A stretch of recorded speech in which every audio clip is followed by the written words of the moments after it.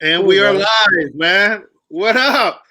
We'll let some people get in here first, man. And it's 10 o'clock there now, man. Where are the kids? 10 p.m. right now. Well, they're watching TV. They're not far from me. Their mother is upstairs. So so now with this this COVID, do you just let them stay up as long as they want to stay up, or do you keep them on a schedule? Man, they do whatever they want, man. They've been doing it anyway. So it's crazy, bro. It's like a movie, you know. It's like a bad movie. But you know, and here's the crazy thing, Dave. Is like it's everywhere. You know what I mean? It's not just like it's in LA or in the United States. This is happening all over the world, man. Yeah, man. Now I can't make jokes anymore. You know, be like, man, y'all got coronavirus in Africa?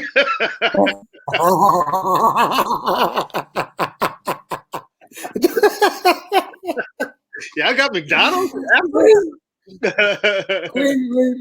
Wait, I'm still trying to share. Hold on. So do I go to my page or your page? Go to my page, Ruben Paul Comedy, and you'll see. Yeah.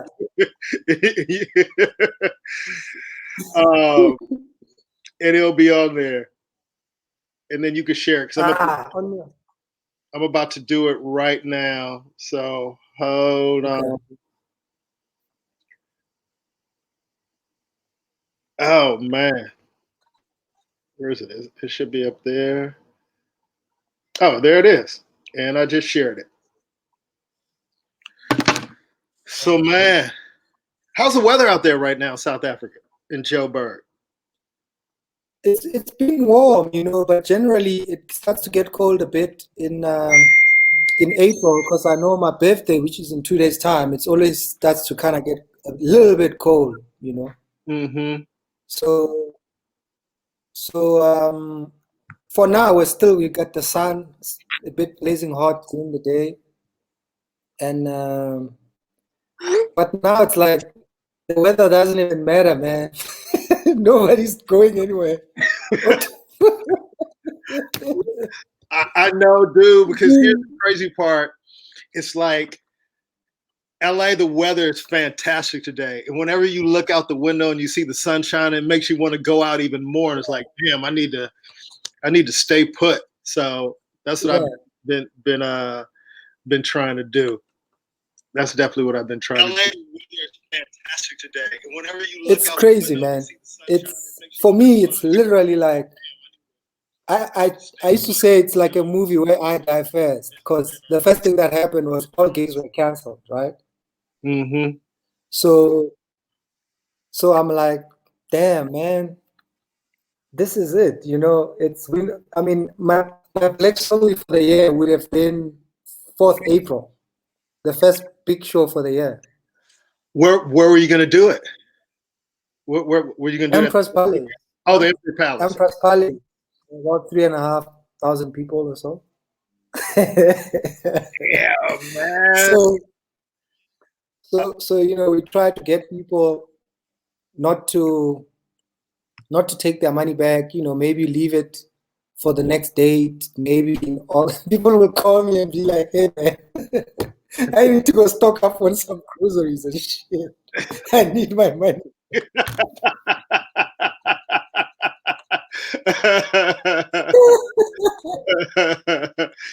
Man, people are like, "Yo, man, I need my money back. I've gotta go buy food." You know, they want refunds. Yeah, so you know, a lot of people went to get their refunds, and you remember Wolf, Russell's friend Wolf? You remember? Oh yeah, he works in the production. No. Little guy was with us in Vegas. He just said hello. We call him the Wolf. Ah.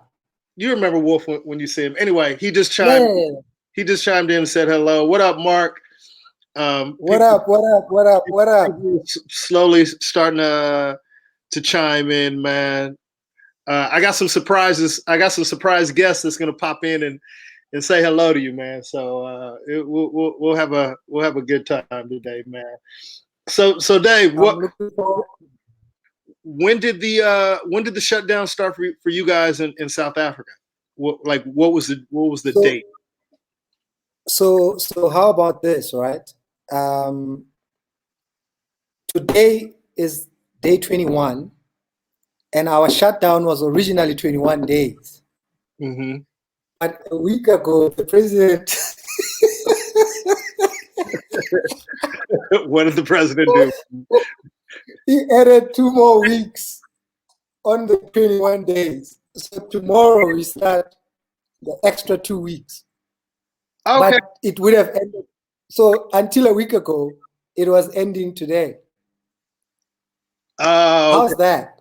Well, I mean, they did the same thing to us here. Originally, the cutoff dates changed. It was supposed to be to the end of March, and then it was supposed to be to April 15th. And now it's going to go through minimum May 15th here. So maybe in a couple of weeks, they'll extend it even further. Who knows? So that's I think, because here's the thing, dude. You know, it's just they're making decisions as they go along. They have no idea. They can't. Nothing is definitive. You know what I mean? Jamie just said in Canada, they have them for another month. That's just like us. They have us for another month. And then Mark said, that's not bad. Here, you could actually see some of these. He said, that's not bad. We are day 30, and they added 28 more days in Toronto. Wow. Yeah. 28. Yeah, dude. It's serious out here, bro. It's serious. 28. Yeah. I just read in London, they've just added 3 more weeks, well, in the UK. Yeah. Well, you know how black people are. How were people taking it in South Africa when they first heard about it? Did they think it was bullshit when they first heard about it? So obviously we all believe black people don't get it.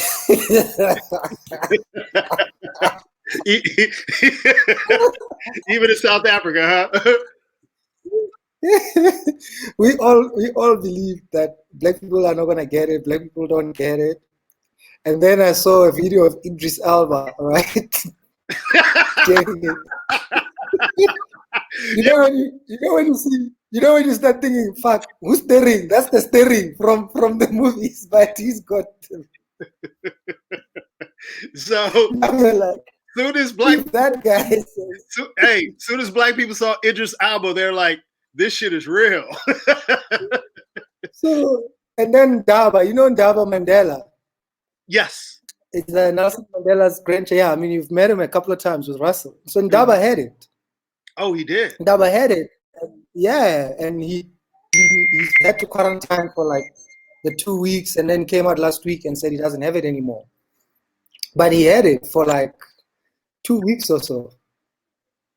Wow. So, and for me, for me, the scariest thing has been the fact that African Americans are the ones that are mostly dying from it. For me, that's freaking me out, you know? And it's like, even Puff Daddy, you know. Wait a minute, David. Wait a minute. So it's the same in South Africa, where predominantly black people. Well, shit, it's a majority of black people in South Africa too. So that's not. No. So here where the conspiracy theories are in South Africa. Mm-hmm. So they're not releasing any statistics. And the trend with the media normally is, if black people do something or get something, they put out their names and their identity. Mm-hmm. If shit happens to white people, they don't say anything. They keep them anonymous, right?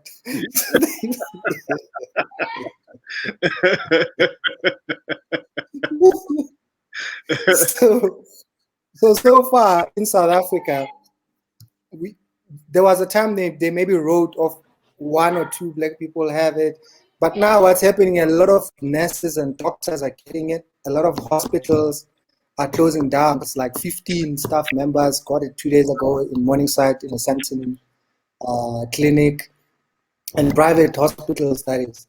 So the statistics, you can still tell it's mostly the influential and the higher LSM areas where they have it. Mm-hmm. But in the townships, people are doing very minimal social distancing. I don't know if you've seen pictures or videos of South African soldiers that are like kicking people's ass, making people exercise when they catch them in the street. So there's been all this like dumb videos of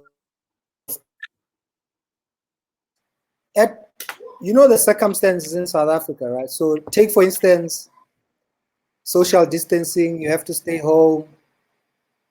But there's people already, they live like 7 people in one shack or in like one room. Mm. And they can't be stuck with each other realistically 24 hours a day. And then you'll still find in one of the townships where there's like maybe 4 or 5 shacks in one yard. And each shack still has like 4 or 5, 6 people. So the people are just lingering and hanging out and chilling in their, in their yards. And some don't have a choice. They have to walk to a mall where they're in a group. They have to go and get their government grants. It's like we're still going to see some shit going up in flames here.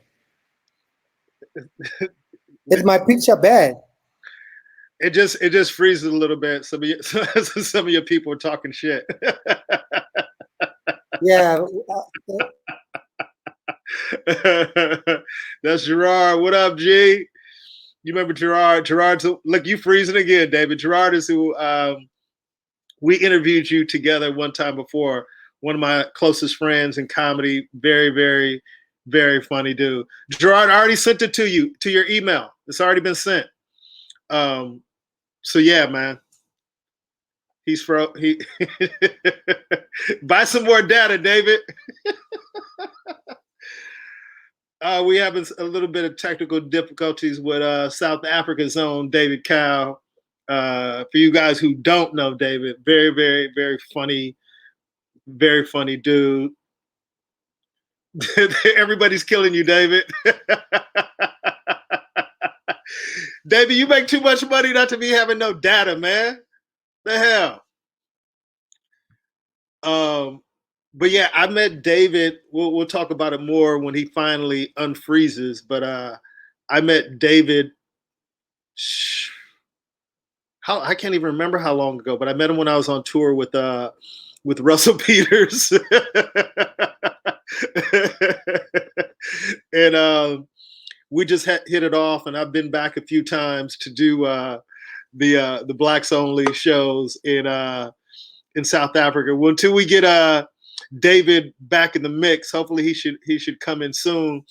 I'm going to introduce you guys to another very, very funny comedian out here in America, writer, producer, comedian extraordinaire. One of my good friends, somebody I respect a lot in this comedy game, the one and only Mr. Gerard Guillory. What's going on, man? What's up, world? How we doing? What's up, Rube? Man, we can't call it. David is literally frozen in time right now. So all my South African peeps are killing him. Oh, David is back. David is back. Here he is. Wait, I gotta hold on. Let me boot him and then re-add him. Dave, your people been killing you, man.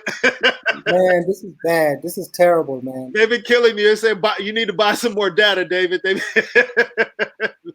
I canceled this service yesterday because it's gotten worse and worse and worse and worse. And I was on an ADSL line, and they keep stealing cables as they do in South Africa. So the service provider is not replacing cables anymore. So I have to change subscribers altogether. But obviously we're in the middle of lockdown. But I gave them a notice yesterday. So now I'm using my phone. I'm using my own normal everyday data that I have on my phone, not my uncapped Wi-Fi at all. David, can you see the question that's on the screen that was just asked? That's up to David. Hey, man, it's going to be months before we do any live shows, brother. But there's some people, well, see, The shows that you do, for you guys who don't know, David Cow does shows that are a lot of times that are over 3,000. Like, what's your normal capacity? 3,000, Yeah, so 3,000, 3.5. I mean, the last time you were here, that was like once off. That was about 10,000 people. Yeah, that was at but the man. usual is like it's like 2,000, 3,500. You know, 3 shows a year. I actually have a. What up, Gerard? What's up? What's up, Dad? I was gonna ask, how you doing, brother? I'm good, man. How are you? I'm good. Let me ask you real quick. Yeah. I'm not real good at math, but I think in the realm of Pythagorean theorem, A plus B equals C squared all day long. If your average is 3,000, but when Ruben came, you had 10. Are you trying to let Ruben's audience know that 7,000? I mean, good question, Gerard. Good question. So we had Ruben and 7,000 more people showed up. Yeah, random. That was a show for everybody. That was the flyer of the show. Yeah, and I was turning 40, man. I turned 40 that year, and Black Songly had been going on for 14 years that year. So it's been on for 16 years now. We're going for 17th year. And G, here's a partial shot of the dome because I was backstage and I couldn't get a full shot, but that's just a little bit of what of the 10,000 people we got a chance to play in front of, man, and it was awesome. We also did shows in Cape Town, which is dope. Yeah. But my favorite photo from the event has to be that photo. That to be that photo, baby. That to be that photo right there. The title alone, the title of the show alone is worth 7,000. Come on, hey, but trip this, guys, and it's just so funny because when I posted, this shows you how small-minded people are and how they don't know their history. And I'm sure you dealt with this a lot, David. I posted a flyer, and some white dude chimed in and said, "That's racist." And then I was nice enough to explain to him the concept behind the show, and he still didn't get it. So I'm like, you know what? I'm not even going to waste my time trying to explain anything to you. Those are the same people that go, why do black people have black award shows? That's racist. Well, we have to have award shows because you don't include us in your award shows, and your award shows are white award shows, but you just don't say that they are. Right. That's what I used to tell people, that all the shows I used to be in were all white or whites only, but they were just not called whites only. So remember, the last part of my career, I used to be the only black person. I'd been the only black person in like a 3,000, 4,000 seater venue, and that was the first show I did when I moved to Joburg, when I first met Roddy.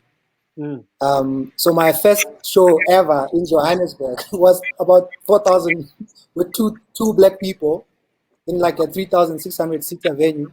And the two black people I had met earlier at an arts festival, and I asked them to come to my show and told them I'm moving to Joburg, right? Where were you? That went on. David, where were you living at the time before you moved to Joburg? Oh, I lived in Cape Town for about 2 years because I studied at the University of Cape Town. That's right. And then I started doing stand-up in Cape Town for about 2 years. And then I moved to Joburg 10 years ago now. Bob Sumner. What up, Bob? Big Bob. What up, Bob? How you doing, Bob? Man. How you doing, Bob? Love for Bob Sumner. One because he put me on Def Comedy Jam, but this might even go higher than that, Bob. You a Raider fan, boy, so I got love for Bob Sumner. Me and Lionel B, we always bring up Bob and different Raider fans from all around the world. But David, I kind of want to back up because, obviously a lot of people in South Africa know your story, but not a lot of people in America know your story. Tell us, because what a lot of people don't realize, you were arguably the first black comedian in South Africa coming out of apartheid, correct? So between myself and Kagiso Lediga, so Kagiso and I were studying drama at the University of Cape Town. And then one of our classmates by then, who thought we were funny or whatever, there's all these societies that you join when you get to varsity, some are sports, some are debates and whatever. Mm-hmm. And she booked us for one, and she just said me and Kagiso was pretty much, those, come on, can you guys be funny or make us laugh? So I always tell people we started stand up on the same desk in a lecture hall at the University of Cape Town, because that's where we were performing, right? No, but we didn't call ourselves stand-up comics. We didn't know we were doing stand-up comedy. Now, David, were you familiar with stand-up comedy before you actually did it? Had you watched comedy on TV? Did you? Of course, you had to know Eddie Murphy and Bill Cosby prior, right? So all we knew was the Eddie Murphy Delirious tape. For some reason, that went all over the world. With a red leather suit. But the first stand-up comedy show, the first stand-up comedy show I was in was the first stand-up comedy show I'd ever been to. When I was already on stage. What? Wait. I've never told you that. Wait. Have I never told you that? No, say that again. So the first show, the first show you ever been to. The first stand-up comedy show I ever went to was my own show, or was a show that I was in. So before that, I had never, ever been to a stand-up comedy show. How did you prepare? I was studying drama, and I had to write my own one-man show to graduate in my third year, right? And the show was fun, but I wasn't writing a stand-up comedy routine. I was just doing I have to do a one-man show because I won't graduate if I don't.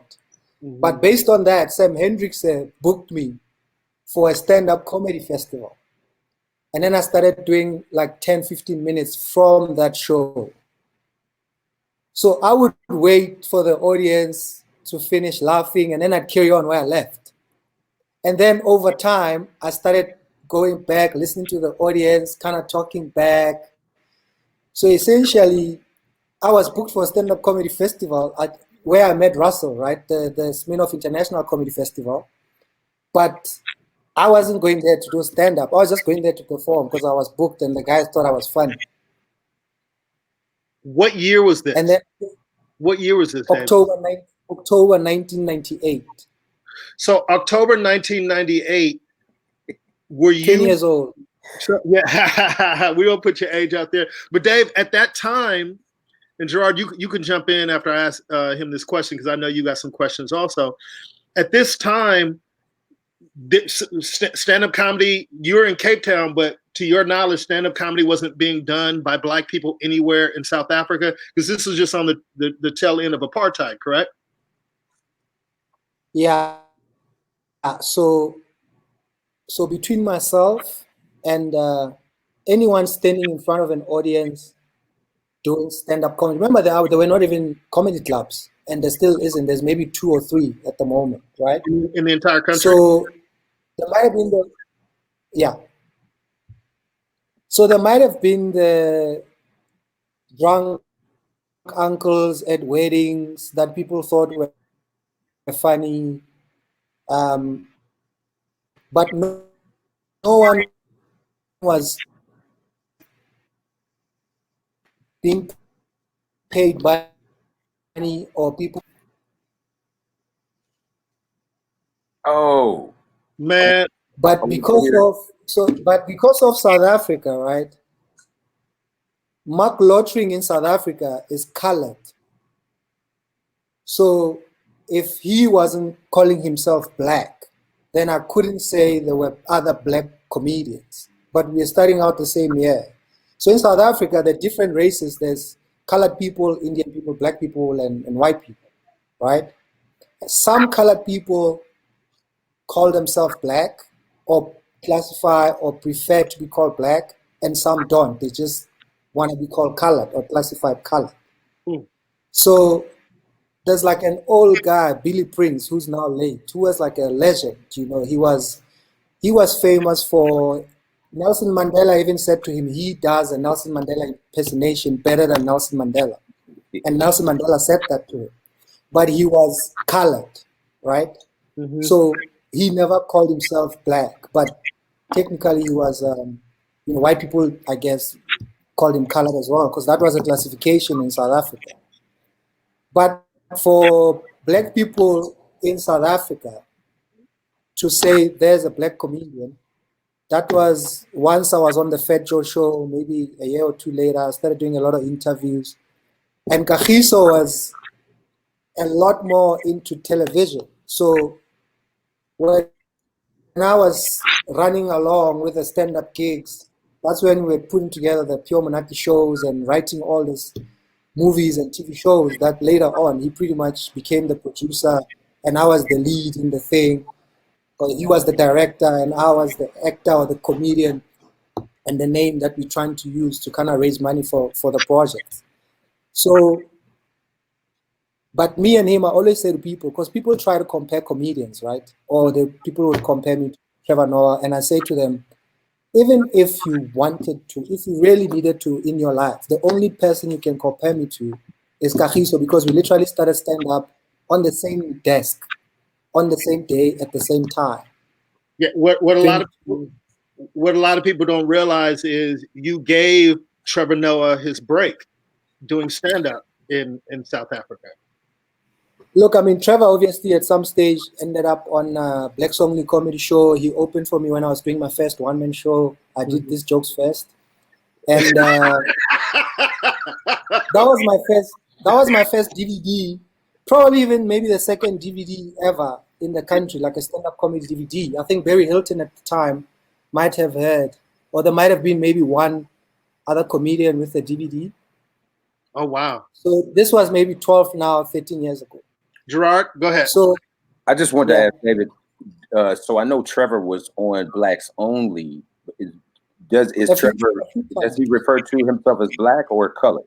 In South Africa, because he's half Xhosa, so he was classifying himself as black. So my wife's dad is Greek, her mother is Zulu, right? There's people that think she's colored or assume that she's colored, right? But she's half Greek. She's not South African colored, right? So it's up to her if she's half Greek or half Zulu. So the dad is Greek. She's light skinned. She's lighter than her mother. Her mom is like pitch black. So some people would pretty much have a choice of choosing whether you're gonna be half Greek, or you're gonna, go to a black school, live in a black neighborhood, classify yourself as half black. Can you do me a favor for the American audience who may or might know? Can you break down the classifications in South Africa between? I mean, obviously we know the difference between black, white, colored. What that really means, because I think a lot of people don't realize that. That was the joke that I did when I was in South Africa. I go, I've been black my whole life, and then I come to South Africa and find out that I'm colored. That was like one of the first jokes. And that shit killed. It killed, when it was out there. Yeah. It wasn't until you and Russell kind of explained that to me. So explain that to the audience, please. So it was pretty much light-skinned black people, who most of them was because naturally it's either you had a black mother or a white father, right?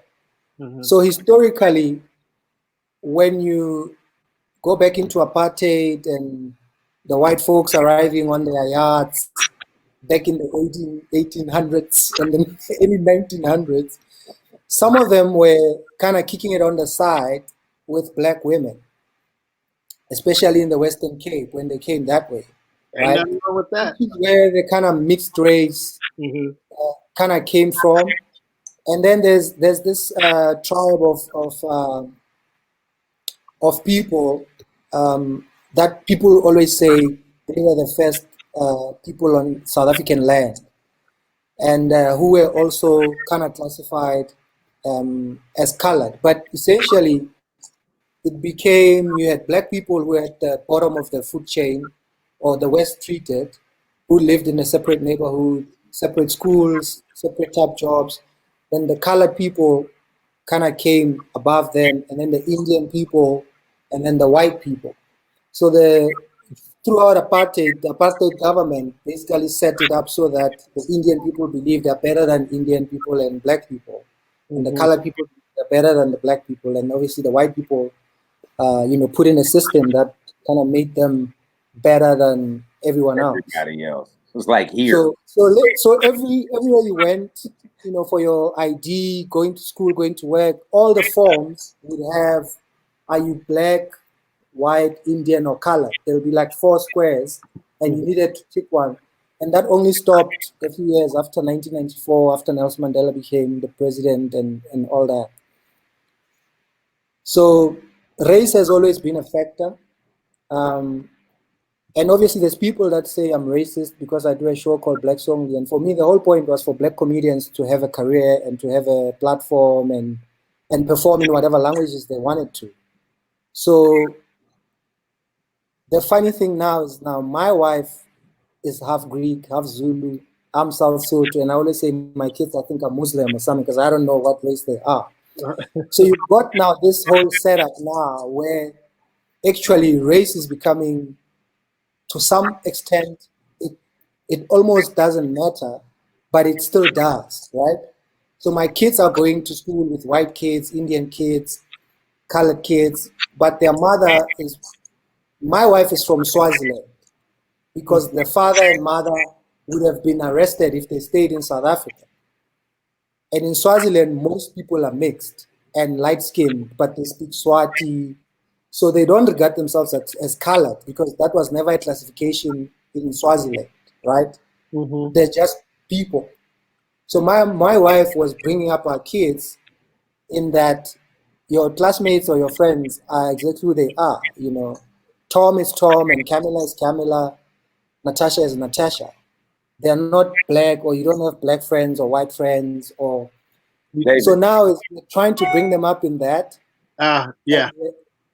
And then the reality is, when my wife moved to South Africa after apartheid kind of was ending, then people were calling her the K word, the equivalent of the N word, and she didn't even know what it meant because that was a South African. What the hell is the K word? The K word. Kaffir. It's pronounced Kaffir, so it's spelled Kaffir. And that's equivalent to nigger? To nigger, yeah. Oh, wow. So that's what white people, Afrikaans people used to call black people, right? So when my wife was after high school or coming to South Africa, back to South Africa, when her parents were allowed to be back in South Africa in a mixed relationship, her South African classmates or white ones would call her the K word, and she didn't even know what it meant. She had no idea what it meant. Yeah. Because to her, it actually never mattered that her dad was Greek, her mom was black. When she would be driving around with her mom in Nelspruit, where she lived in South Africa, people thought her mom was her maid or her domestic wife. Because my wife was light and her mom was pitch black. Yeah. So race has always had this thing in South Africa, which is then when we started out, we did all the jokes of black people do this, white people do that, colored people do this. Or when the colored guys started getting into stand-up comedy, then they had their colored people do this, white people do this. And it was natural because that was our lives from, when we were starting out in 1998, in the 2000s. Well, the thing that surprised me when I came to South Africa, because, especially a lot of early black comedy in America. I hate to even use the term black comedy, but when when in the urban comedy scene, a staple of a lot of black comedians act was white people do this, black people do that, white people do this, black people do that, and then the Mexican comedians who came up were doing Mexican people do this, white people do that. So when I came to South Africa and then heard you guys going, white people do this, black people do this, colors do this, Indians do this. I was like, God damn. And Papas do it like this. Yeah, you guys cover the whole spectrum. Like, when is this fucking joke gonna be over? So let me tell you. Okay, let me make you laugh for a sec, right? So remember, so Gerard, with the black people in South Africa, right? There's 9 different ethnic groups. So I'm South Sudan. Yeah. So within the blacks, within the African, there's 9 ethnic groups, right? There's Venda people, Otsonga people, there's Pedi people, there's Xhosa people, Zulu people, I'm South Soto, there's North Soto, Tswana people. So now when you get on stage, because one of the things Black Songly did was anybody could perform in any language, right? Ndebele, if you wanted, Zulu, if you wanted. I mean, you've kicked it with Celeste, who's like kills and kills. I love. Kumba is selling out his own. If you guys want to know who Celeste is, that's my girl right there. There's Celeste, man. That's my girl. That's my girl. So, she is hilarious. So here's the joke. Now when you go to comedy clubs, right? You're gonna get petty guys doing Zulu guys do this and petty guys do this, or like South Soto guys do this. That's so funny. Is it the same thing? So now you got like this. Well, so you need 9 punchlines when you go there. You're gonna need 9 punchlines. Yeah, fantastic. That is crazy. I'm tripping on how much of what you're saying about South Africa is so very similar, right? Just like Ruben said, we had that here. Every new group of comedy. Remember, at one point we had the Kings of Comedy. Then they did the Latin Kings of Comedy. Then they did the Kims of Comedy, which was the Asians. The women, The only the queen. The ones who changed it was the Middle Eastern comics, and I forget what they said, like the terrorists, comedy terrorists. Access of Evil. Access of Evil. There you go. Yeah, I want to make sure it didn't look like I was.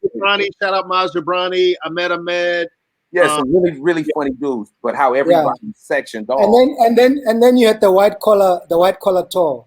Yes, blue collar. The blue collar tour. Yeah, which was the white Kings of Comedy. Yeah, every different group. So what you're saying is so very similar. But I was thinking about this when you were saying about your wife and the kids. You say, okay, well, Tom is Tom and Billy is Billy and Carol is Carol, but here Natasha is blacker than a motherfucker. The funny thing was, because my wife was, that's what my wife was teaching them. There was one or two occasions where they came to my shows, right? And obviously, there's the biggest logo that says Blacks.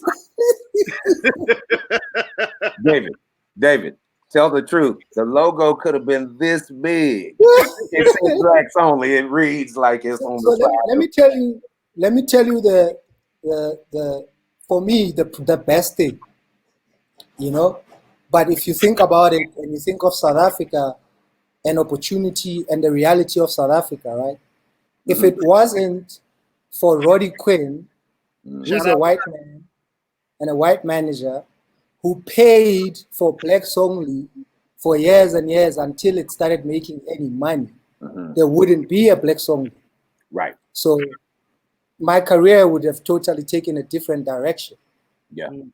But it took another white promoter or white man to put his own money and believe in whatever shit I was trying to do, in trying to convince people that I want to tell jokes to black people. Concerts, the Free Mandela concerts in the 80s in London. And so it wasn't like a thing for him. But for me, it actually shows you the reality of South Africa. So you got a lot of black businesses that for them to take off, they needed white people to put their money in them, or it was white people that believed in putting the money in the black business that some people were trying to do, Again, my thought is that I'm sorry to cut you, but I think that's true everywhere. My thought is, and not so much about white people, but about people outside of the group that's trying to be advanced. If it's LGBT, they got straight people there to help push the thing. If it's a feminist group, there are men there to help push it. If it's a black agenda, there's somebody from outside of the group that has to be there to help push it forward, which again makes us all one thing. Yeah, So but yeah, because I think it goes to the hierarchy or the people that are in control. If you're an oppressed group, you need somebody who is not oppressed to come help the oppressed group. You know what I mean? Compress the line. Yeah, absolutely. Exactly. Yeah, this could be from the outside of it, but also suggest about how humanity, because that's what I'm really tripping on, about how actually, you know, the technology makes it seem like we're all in the same space, but you're on another continent telling, certainly for me, I'm sure many people in the audience are hearing stuff for the first time, but it sounds like right down the street. You know what I mean? So very similar to our experiences here too. So I don't know what it's like in terms of race relations since the coronavirus, right? So South Africa goes through all these phases where literally everybody falls in love with everybody. White people love black people love black people, Zulu people love Xhosa people, and colored people love.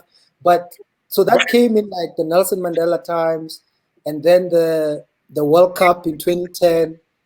So now we won the Rugby World Cup last year, right? Yeah. We had a black captain, the first, I think, black captain for the rugby team, Siya Kolisi. And it was love all around.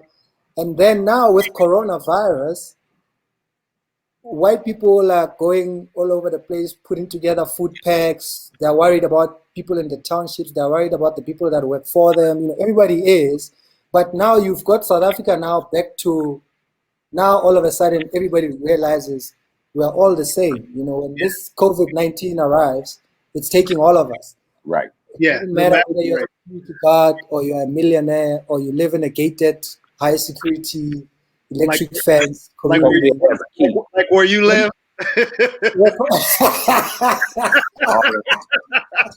Yo, I got somebody that wants to say hello to you, David. I got a surprise for you. Somebody wants to say hello to you, man. Yo, Dave, what up, man? No ways, man. Yo. So, Gerard, what up, Ruben? Ladies and gentlemen, Dwayne Perkins. Ladies and gentlemen, my brother. And, you know, and I got to introduce Gerard properly too. But ladies and gentlemen, my brother, again, another one of the funniest guys in the game. We've done countless shows together. He's somebody that I respect, that I'll brainstorm with on bits sometimes. There's only a handful of people I'll do that with. Ladies and gentlemen, Brooklyn's own, the one and only, the funny man, Mr. Dwayne Perkins. And also, thank you. Also, the very funny, like I gave a shout out earlier, but I want to make it official. Via Atlanta in Houston, one of the funniest guys with the mean pen game. Also, talented comedian, man, very funny dude, Mr. Gerard Guillory. So I've seen his name, man. I think I've seen Ruben, real quick, if I could practice my Pythagorean theorem again. They remember A plus B equals C. Well, A is that Ruben has been to Blacks Only. B is that Dwayne Perkins was in the show, and C is that I'm the only member of this panel who's not been there. So this automatically makes you the next international guest for Blacks Only. Automatically, right? When Corona, as soon as airlines are open again for business, right. And but let me tell you a story. Let me tell you a quick story about Dwayne, right? Oh, yeah. So, Ruben, before Blacks Only, right? For 4 years before Blacks Only, I did a show called Comedy Blackout. And the first ever show, guess who was the MC? Dwayne Perkins. Before Blacks Only? Before Blacks Only. I did a show called Comedy Blackout for 4 years. So 21 years ago, Dwayne was the first ever MC of Comedy Blackout, and Greg Barnes was the headlining act. Whoa. So, yeah. And he was in his full karate mode back then too. Yeah. So, and scuba diving as well. Right. so Dwayne, real quick, tell Yeah. me how you and David connected for you to even go over there to do those shows. For you guys are chiming in, we're talking to David Cal, South Africa's finest. We got Dwayne Perkins, we got Gerard Guillory, and myself, and we just well together. So Dwayne, tell us how you and David even met and hooked up. Well, I met Dave at Montreal, but I'm not. Montreal Comedy Festival, correct? Yeah, Montreal Comedy Festival. Where was the first African comedian to go? Yeah. Oh wow, that's big up. That's big up. No, Absolutely. that's a fact. Absolutely. Yeah, It's a fact. That was the first black African comic to go there, right? And that Yeah, he was, was. that was 21 years ago. I'd been doing comedy for like a year. Yeah, but like you could tell, the fact that you were even there like speaks volumes, because like most people doing comedy for a year, they don't, hey, I'm just gonna go to the Montreal Comedy Festival. You know what I mean? That's bananas. But so me and Dave vibe, and there's a woman named Hannah. I think her name is Hannah Chambers from the UK, and I was trying to go to the UK, and she was like, "Oh, I got this thing in South Africa, but you have to compare." And I was like, "Oh, I don't know if I want to compare, but that means host." So she sent me. I thought Dave hooked it up, but I think this woman Hannah hooked it up. But I have no idea why or how. So Hannah used to cook all the acts for Sam Hendrickson. I see. The guy that looks like Kevin Bacon. This guy looks just like Kevin Bacon, I promise. Is that right? Yo, so you guys met when Dave was hosting the show. Now I got a quick story piggybacking off of when David said one thing about the Blacks Only shows, he let anybody on the show speak their languages. So when David booked me, I had already been to South Africa with Russell Peters, and then David booked me to come back to do Blacks Only. So a couple days before I go do Blacks Only, I get a phone call from Dwayne. He's like, "Yo, man, I heard you go to South Africa." I go, "Yeah, man, I can wait." And Dwayne was like, "You gonna kill?" And then how he said it with a little question mark or soft food at the end.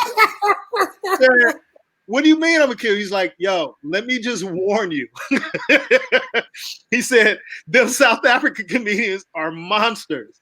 And then I was like, "Yeah, whatever, nigga. I'm a monster. I'm coming from the US. I'm gonna go up there. I'm gonna bring it. I already been there. I know what it is."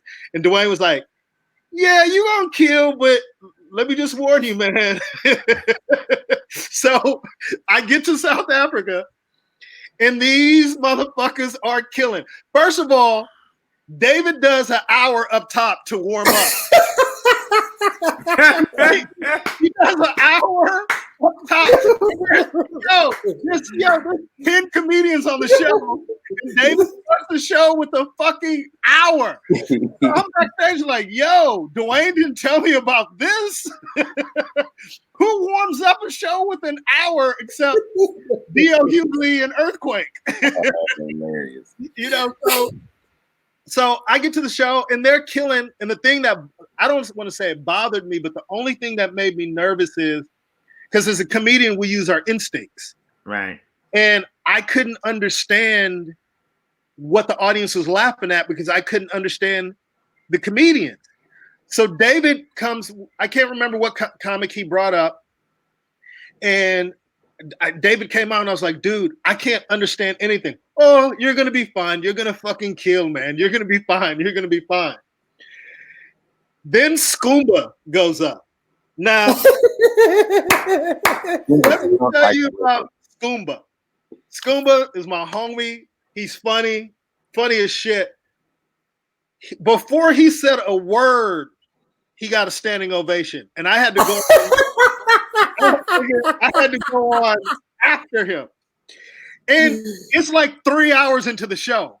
Also, I called, this is how bad it was, how nervous I was. I called Dwayne from South Africa back.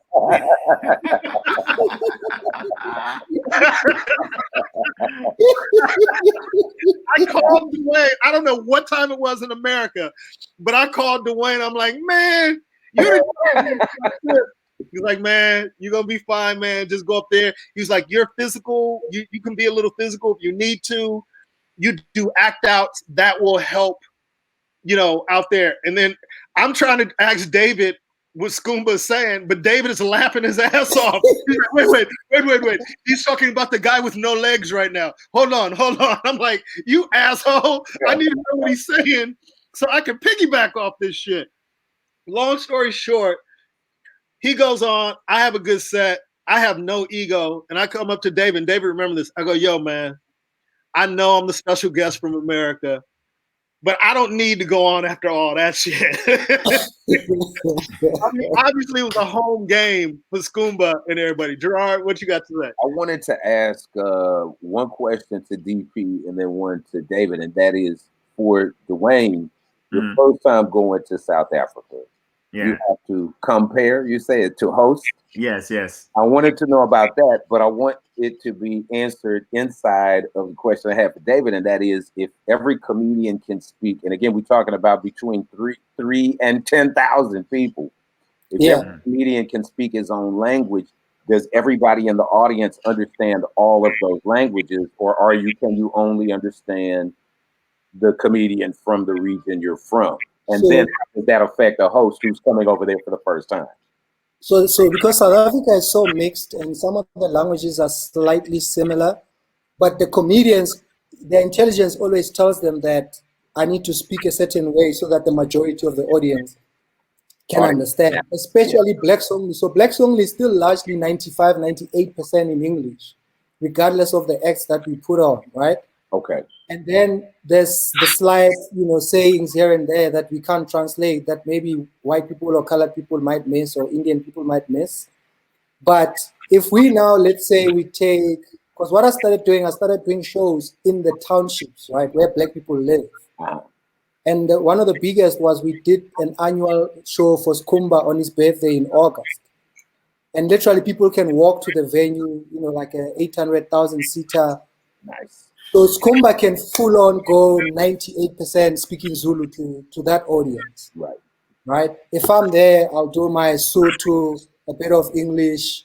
If Ndu from Ndebele or speaks in Ndebele wants to do Ndebele, he'll just go in it. But because of the LSM and the ticket price, that always kind of told you, here I'm gonna do a lot more English. There I might do, a bit less English. So, but the biggest growth in South African comedy is in the other languages. And I'm telling people, which I'll probably do, right? If any comedian does a stadium in South Africa, it's gonna be vernacular speaking, local South African language speaking comedians. Wow.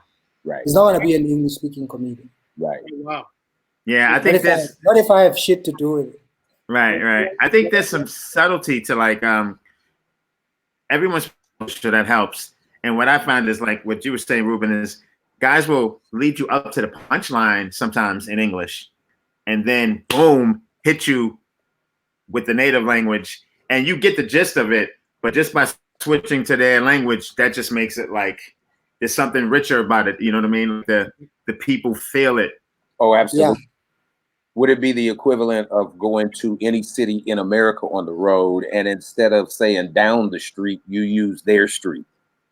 When you call right, exactly, right. You say the things that we know are important to the people in Philadelphia or Tampa, Florida, or wherever. Right. Exactly. Now, Dwayne, and I could ask the reverse for David. I know for me, like I had done international stuff before, through China and Indonesia and places like that.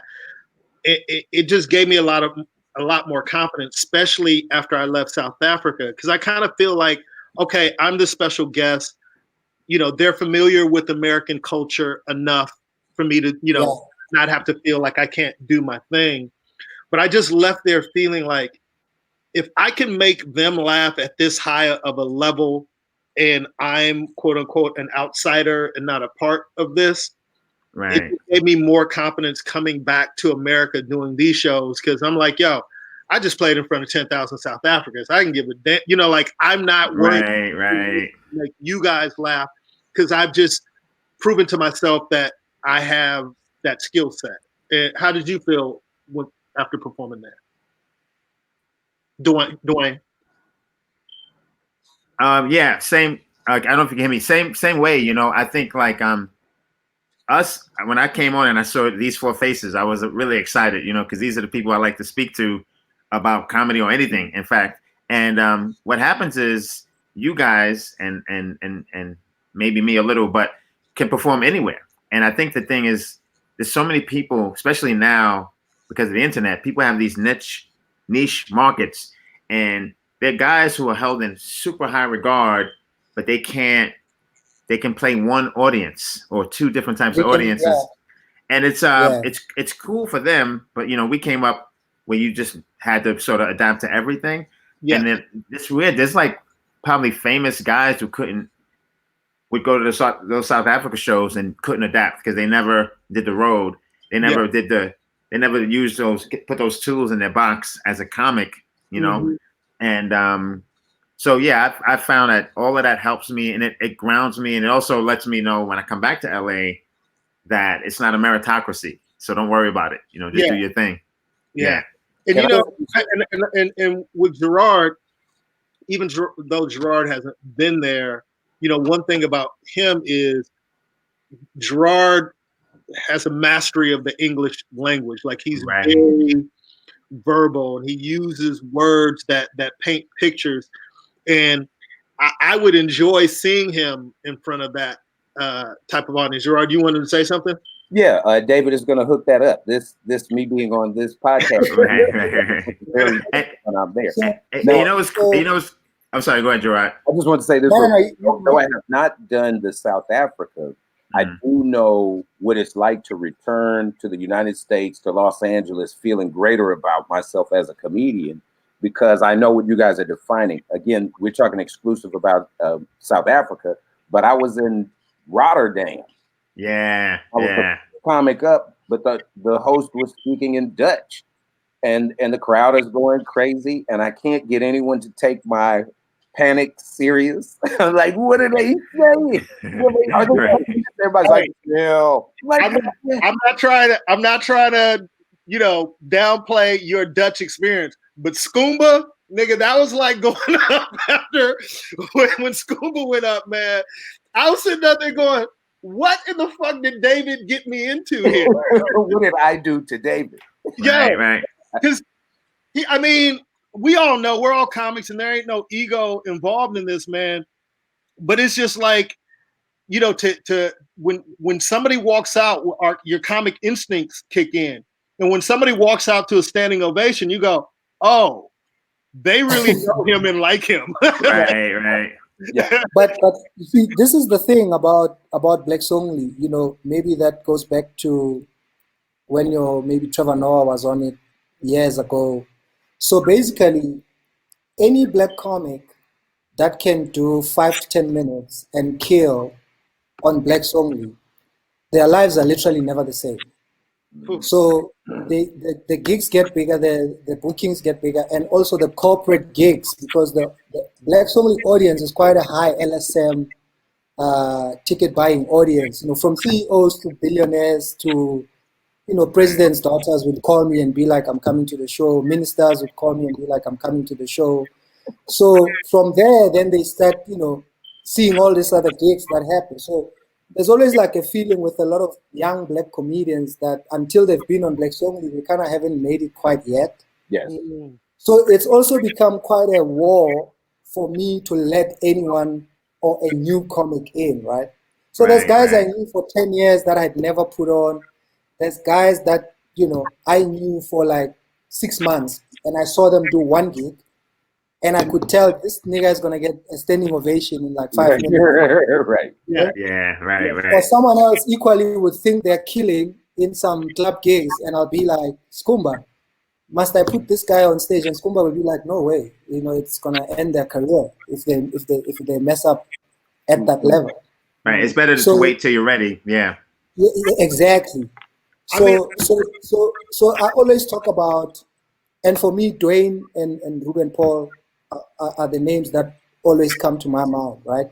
Because I got to meet so many comedians and traveling, and I'm like, there's a lot of funny comedians in the United States that people don't know.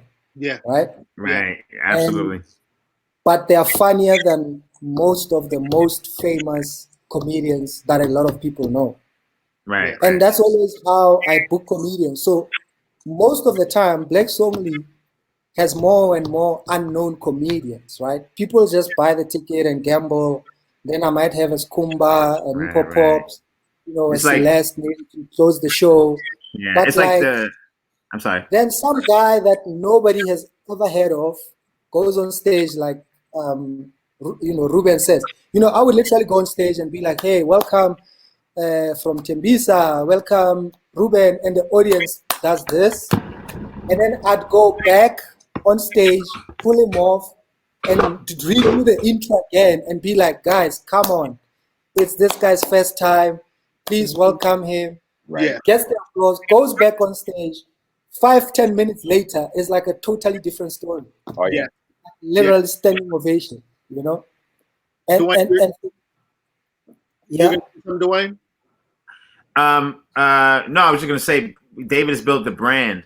You know, there's a club in Scotland called The Stand, and like even Gotham Comedy Club in New York, Comedy Magic Club in LA, some comedy clubs and some comedy shows, the brand is so good that people just go. They don't need to know who's on the show. They know it's going to be good. Yeah. And some comedy clubs got lazy and they focus on the name.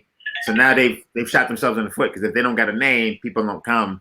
Yeah. Where you're supposed to just have somebody funny every week, and then people keep coming back. Trust. Yeah. Well, ultimately, like, that's the best way you want to build a brand. Like, that's one thing that I've tried to do with Ruby Tuesdays is because of I'm on the Sunset Strip in Hollywood. You know, the draw a lot of times is, well, let me get a big name on there. Let me get a George Lopez or a Russell Peters or a Chris Tucker or any of the guys that I've had do the show. But ultimately, it is to highlight these funny ass comedians that should, in my opinion, be household names. So you want to build the brand to a point where people come just because they know it's going to be a good show. And that's what David has created, where people see Blacks Only. They go, who's on the show? Oh, it don't matter. It's Blacks Only. It's always funny. Right. You know, Chocolate Sundays do a great job with that also, where, you know, they don't even advertise who's going to be there. You just know, you know, as a Black person living in LA, you just know it's going to be Black and it's going to be funny. Well, go ahead. I wanted to add this real quick, because it sounds like with, you know, here before Def Comedy Jam for us, it would have been The Tonight Show, right? If you listen to those comics who came up in the eras before us, if you did The Tonight Show, your career was different. But if Johnny called you to the couch, you were a star in the morning. Yeah. Right. To that your brand is this thing that authenticates the ascension. Yes. And I just wanted to do that because Ruben said I have a vocabulary. I want to drop that in. hey guys, I gotta go to this. I write on this game show. Okay. Called Funny we got a pitch meeting. It's called Funny You Should Ask, where every question has a funny answer. Anyway, it's trivia. I got to jump over to them and you know, write these. Hey man, thank you for coming in, man. We appreciate you coming in. Love you, boys. Stay safe. And if you finish, we might still be on as much as David talks. All right, I'll let you know. Yeah, no doubt. All right, guys. Thanks for joining us, man. So Gerard, right? Like I said, I met Dwayne like 21 years ago. My son keeps saying he wants to ask a question. This is my firstborn, right? What's up, young man? What up, he keeps saying, he's asking me if you guys are in America, and he wants to ask a question. Me and Dwayne, me and Gerard are both in America, man. How are you doing? What time is it there? You should be in bed, man. Nothing. Thank you. What's your question? Quickly. Does it even snow in spring, or does it only snow in winter? Ask again. In spring, does it snow, or is it only winter? It depends on the region. because it in LA, even Prince, the musical artist Prince, had a song called "Sometimes It Snows in April," and every now and again it's like that. Now we're in Los Angeles. There's Ruben, no winter. Have you seen it Jake Paul? always looks like summertime here. That's Yeah. it. Have you seen Jake Paul Okay, in a Lamborghini Huracan? that's it. I was asking if you've seen some Um, YouTuber.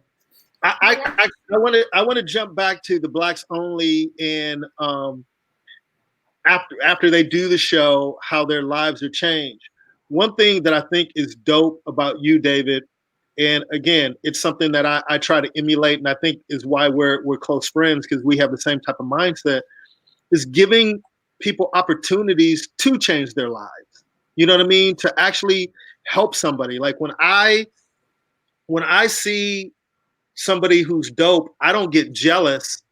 I want to help them. You know what I mean? Because I wish I would have gotten help or more help. Not saying that I haven't gotten any help, but that's one thing I've always respected about you, man, and how you, like, I'll ask you about him. It's like, yo, man, I found this dude here. He was performing for this, man, and I had to put him on Blacks Only. So just the fact that, you know, the South African comedians, the Black ones, are very lucky to have somebody like you who's a performer and who's not a hater and who actually looks to give people opportunities to help them change their lives. And I know firsthand what you've done for him.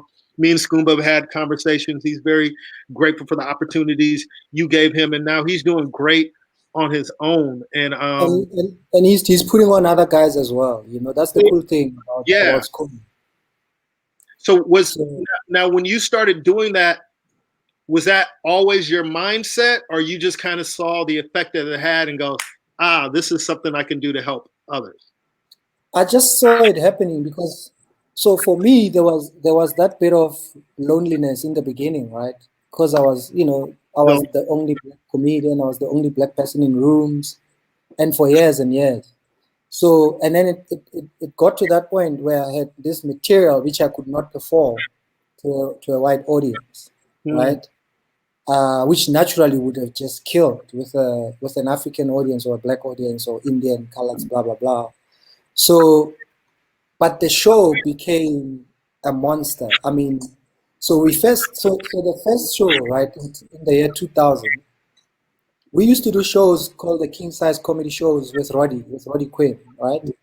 Which comedy was literally white people. So then I said to Roddy, I want to do a Black show, and I wanted to do a show called Black Song because we were ripping off the old apartheid laws of whites only. Whites only, absolutely. I think it's brilliant. I think the title of the show is brilliant, man. Yeah, fantastic. Yeah.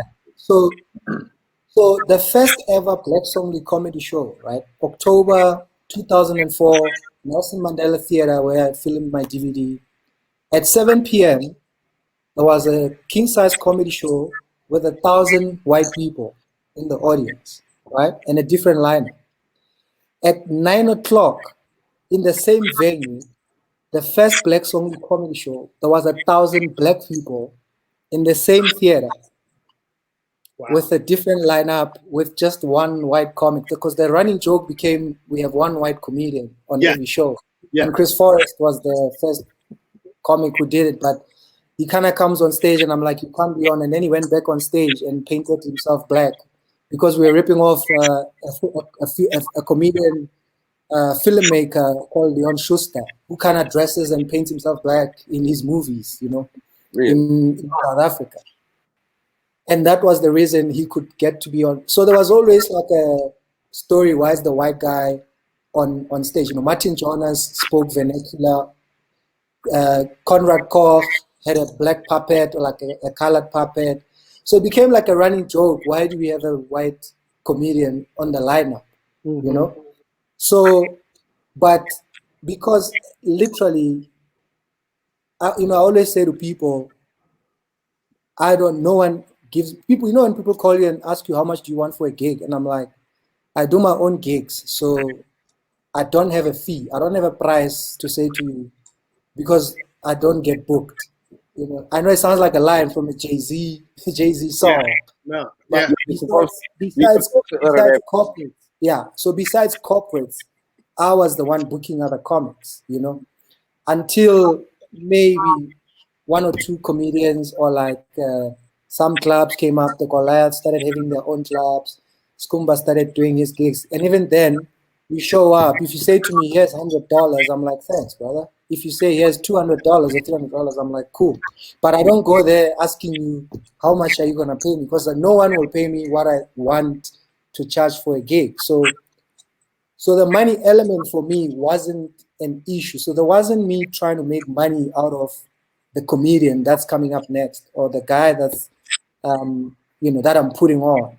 I just thought this guy's funny and they deserve to be out there, or they deserve a platform or a stage where it's still happening. It's just that financially now I'm doing it on a smaller scale because I was buying people cars, I was signing leases for comics. There were times I was trying to buy myself a car and I couldn't because I was overexposed because I had all these other cars in my name that I had other comedians driving. No questions asked, really. That touches me so much because these are things you don't have to do. And I look forward to being in a position to be able to do some of those same things for comedians that I care about or comedians that I see that I feel deserve an opportunity, man. Because to extend yourself like that to help people have a better life is bigger than just comedy, man. That speaks to your humanity and your heart, man. And that's why I love and appreciate your friendship so much. And I love coming to perform in South Africa. There's some of the best shows that I've done. And when all this shit clears up, man, I can't wait. Man. I can't wait to come back there, and I can't wait to have you on Ruby Tuesdays. Yeah, Gerard?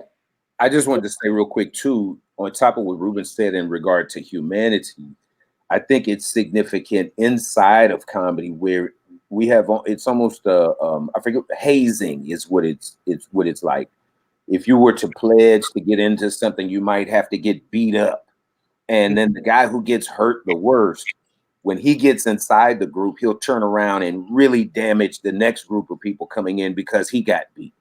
But when we're uplifted by the people who brought us in, it breeds uplifting. So almost everybody, it's just like I was waiting to hear those stories about Skumba and the other people who you have not only brought in and helped lift up, but when you send them, when they go off to do their own thing, they're probably going to do it like how it was done before. So on that tip, humanity, absolutely. But inside of comedy, where there is less humanity, man, that's a beautiful thing, man. And that's a big deal, too. So big shout out to all the comics who've been influenced, man. That's a big deal. Thank you very that's much, man. Spread 1,000 and for me, someone yesterday asked me, when do I think I've arrived or have I done a gig? And I said to them, I want to sell out shows in Africa, I've toured with Russell in Canada a bit in California, and I've seen, Russell Peters, right?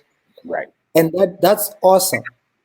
And I always say to people, having seen that, for me, if I was doing 5,000-6,000 people in Kenya, in Uganda, in Zanzibar, in Bra, that's literally what's at the back of my head, And someone else that Ruben definitely must talk to and introduce you, Gerard, to as well, and the audience. The first time I brought a Nigerian comedian to South Africa is a guy called Basket Mouth. I don't know if you've seen him. Shout out Basket Mouth. I was supposed to go to Nigeria, but it's not working out, man. But hopefully one day soon. So Gerard, with all the stories you've heard about me, right? Yes. If you go to Nigeria, Basket Mouth has a show with about 7,000 people, but they've got these round tables, and the price is about $10,000 US dollars a table, about 1 million Nigerian naira, really? Right? And then you've got the average $20, $30 tickets, a little bit towards the back in the venue. So the guys on the round tables, you'll have like one guy with 8 girls, right? Or like 2 guys and 7 empty chairs because they paid for them, right? Right. And then they sit there and look at you like, come on, make me laugh, me laugh, right? Hey, because they just played $10,000 US. Right. Yeah. But the people at the back are like killing themselves. So we say the cheap seats. Yeah, yeah. Dude, They appreciate it for real. They Yeah. appreciate it for real. I toured with basket in the UK, in London, in Manchester. You Like know, 4,000 Nigerians at the Apollo in London. I think now he's doing the Wembley with like 7,000 people, but it's like 99% Nigerians, right? yeah. Well, He know, does stadiums in other cities in Nigeria. well, And for me, that's where we're at, right? You know? Well, I met Basketmouth originally through Russell. And then I remember sending you a text like, hey, I think I sent you a picture with me in Basketmouth. I think you were in Montreal, the 1 year where I was. Yeah, I met him in Montreal originally. So he came to Ruby Tuesdays. And then when I got off stage, he was like, yo, I was going to bring you before. Like, I've heard good things about you.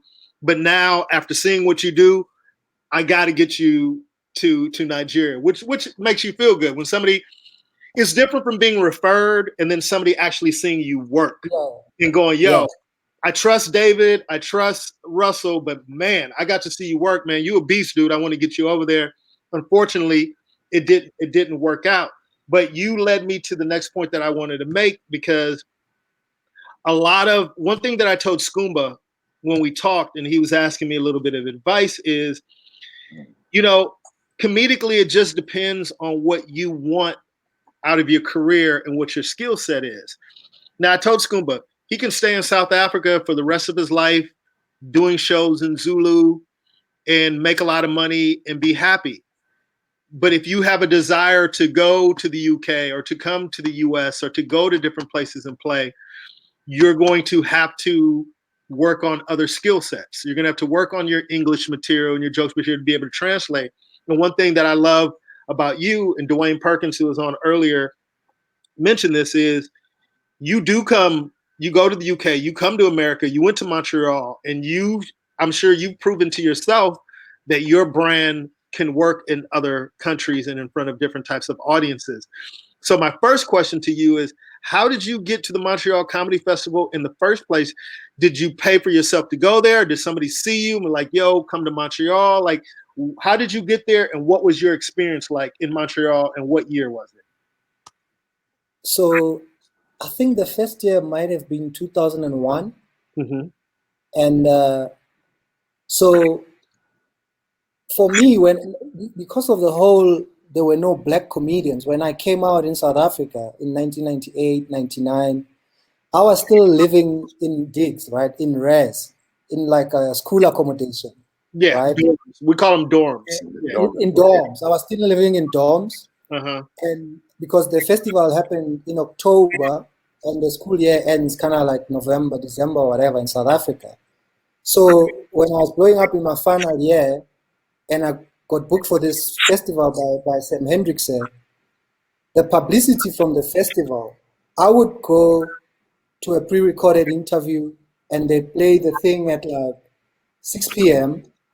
And then I would rush, take a taxi, go back to my dorm so that I can catch myself on another TV show, like Top Billing or whatever, which was on at 7 p.m.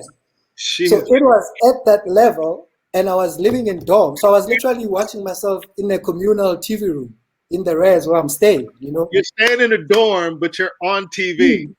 I'd be on TV at Cape at 6, which was like a local Western Cape channel. And then at 7 o'clock, I'd be on this show, which was a lifestyle show called Top Billing. Mm-hmm. At 7 o'clock. Right? So David, when you were walking around campus, did your life must have changed? People must have been like, "Yo, there's David Cal. That's David Cal." Was it that type of change for you? It was. I was the guy who was performing in the dining hall at our year end for our res. I had the little, almost like my own TV show in res. I would go to people's rooms with a camera and go through their stuff. Wow. I had like a made-up magazine that I would put it together and post it on a notice board. but literally making fun of everyone else in the res as if they were the audience, Right. Yeah. And then it kind of obviously spiraled. But here's the thing, right? So I graduated end of 1998. And then I went back and I registered for another degree in 1999 for like a media studies degree, because I had a gig outside Cape Town and I traveled back to Cape Town from home. And then I went back to RES, because as long as your school fees is paid from the previous year, you can register without pay, right? Mm-hmm. So I registered again so that I can have a place to stay. So I wouldn't have had a place to stay in 1999. So I went back to varsity. I registered for another degree. I stayed in RES, but I stopped going to class in March after like 2-3 months, because I became so famous and I started doing corporate gigs and I was flying in and out of Cape Town, but I didn't have a place to stay. So I stayed. Wow. I remember the actor Dustin Hoffman years ago. I can't remember. I think it was Midnight Cowboy was his first big break. It's an old movie, and he was literally famous, and he was living in a studio apartment with roommates at the time. So, that's a very similar story to Poppin' and not. I remember hearing Too Short. You know who the rapper Too Short is, right? Yeah. So Too Short was talking about what was hard for him. Same thing. He said he was being noticed by everyone everywhere in Oakland and different places he'd go, but he was broke. He said he was flat broke, but everybody knew who he was. Matter of fact, he was missing that tooth at the time. Yeah. He had that one tooth missing. Yes. So you're staying in the dorm. So again, how'd you make it to Montreal? What was that process? So Sam Hendrickson, who first brought out Russell Peters and who was working with Hannah. So Sam was the one who booked me for, I think, between Montreal and Bruce, that I still speak to now, the current CEO of Just for Laughs. Oh, Bruce Hill. There was a show, Bruce Hill. So there was a show called Globecom, right, where they had 6 or 7 comics. So one comic from the US, one from Canada, one from New Zealand, one from UK. I was the guy from Africa in the lineup. What was the name of the show? It was called Globecom. Globecom? Globecom, yeah. GLOBECOM. Okay. And that's the only show I was booked for, right? For 3 nights, and then we had like 3 warm-up gigs. And I've got a tape of this show. So I go in there, Sam Hendrickson takes me to the guy who used to make the Nelson Mandela shirts. I stock up like 6 of this Nelson Mandela shirts. Everybody knows where you're from. Because remember, I used to kill with Nelson Mandela impersonations, right? Yeah. You do a good Nelson Mandela. Let me put it to you this way. I found out on stage in my first gig that nobody knew who the fuck Nelson Mandela was at the time in Canada. So the impersonation. That's but your best bit. Nobody knew about it. Right. That's so Rube, this is my first show. I'm nervous as hell. And I remember the comic because I bumped into him again at another gig in Montreal now when we were in Montreal. And I have this on tape, right? Because I've recorded almost all my shows for the past 20 years, right? Mm-hmm. So this guy is introducing me. Nobody knows me. I'm from South Africa. I'm in my Mandela shirt. I've never performed in Canada. Just for Laughs, biggest comedy festival in the world. So why does he have his uncle on his shirt? Right. So this guy comes and says, well, ladies and gentlemen, every now and then in a comedy club, a legend pops in. Tonight, that didn't happen. Your next comedian, David Carr. Who was the comedian? Who was the comic who introduced? I'll remember his name. I'll tell you the name. I'll send it to you or something. Oh, so man. Anyway, I do my 2-3 warm-up gigs. I destroy Globecom, bruh. I end up being put on Uptown Comics, which is where Dwayne was, right? That's where I met Dwayne, which was a lineup of just black comics at Just for Laughs, right? I get given 7 minutes in the first show, like a 7 o'clock show. They give me 12 minutes in the 9:30 show. Then I got to get on the Best of the Fest. Yeah. And this was my first time ever performing Just for Laughs, and it was crazy. And that must have gave you so much confidence going back to South Africa. You must have been like, okay, I know that if I want to go other places and perform, I have the ability to do that. Because sometimes you don't know until you know.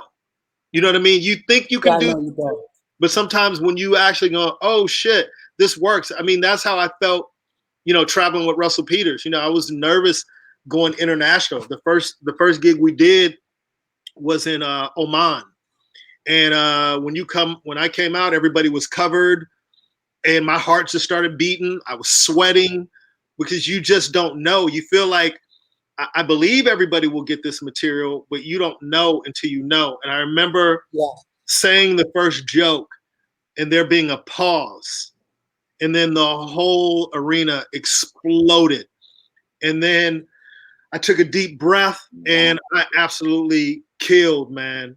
And just to feel like, yo, I'm making people laugh that in the Middle East, in a whole nother country, they speak a different language. Another continent. On another continent, absolutely. And I don't want to jump back in. That's what I wasn't certainly not trying to compare Rotterdam to South Africa. Oh no. But that people on this side of the curtain, and I don't understand anything except they're laughing at the language. Like, how are they going to get me? You tell one joke, they laugh, and it's like, all right. Yeah, well, Gerard, I mean, there's no need to apologize because it's the same exact experience. Your experience isn't any less than mine because you're in South Africa. It's when you can't understand what comedians are saying and the audience is laughing, that can be a little unnerving, man. Here's where it does matter is because you remember, we understand the language of humor and we understand comedy. And so I don't know what the guy is saying, but his disposition to me is saying he's not that damn funny. That's where it was all convoluted because he was not a ripper and a killer, but they were laughing at what he was saying, but it was like all of that was like, I can't be worse than this dude. Please let them laugh at what I gotta say. Interesting. So in 2013, I think, or 15, I don't remember. Me and Kagiso headlined a festival in Turku in Finland, right? Finland, wow. So we fly to Helsinki, and then we 2-hour drive to Turku, 2 hours outside Helsinki. So for the entire festival, right, myself and Kagiso are the only people in the town, in the actual town, right? Right. There's 2 other guys from Iceland, 2 other comics. Me and Kagiso are the only English-speaking comedians at the festival, and there's like 30 Finnish-speaking comedians. Right. Can't have camaraderie after the show, So the same way, right? The same way, Ruben, we watching all these guys killing, speaking Finnish, right? Yeah. And then the MC, before we go on, goes from speaking Finnish and goes, okay, this next comedian is going to speak English. Like, Lord have mercy. Yeah. If you need to go to the bathroom, welcome on stage. That's how he introduced Kagiso Ledika. Exactly what I just did. Right? Yeah. Oh, he couldn't pronounce his name. Welcome on stage.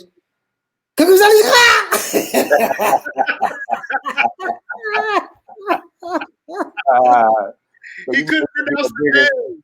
you might even be a bigger star there. They just don't know your name. Right? Don't know how to spell. We killed, we destroyed. One of the best times we've had traveling because, you know, we've worked together a lot, and then sometimes he'd be producing and I'm doing whatever, and then we'd meet and go and do something, or we'd go to Cannes Film Festival or something, and then we went on this gig. So from when we leave Finland, I mean, it was September, it's like 3 degrees when we land. We put our bags in the hotel and we go and start buying and shopping and getting warm stuff. Monday we leave, we check the weather. We wanted to go to Switzerland, but Switzerland, it's like 5 degrees, it's raining, and it says Paris, 19 degrees. So we drive to Helsinki, we take Air France to Paris. We're like, we're gonna do 2 days in Paris. I booked accommodation online, right? I'm like, these rooms are quite cheap for this type of You the only motherfucker I know that would go to Paris and find the ghetto in Paris. And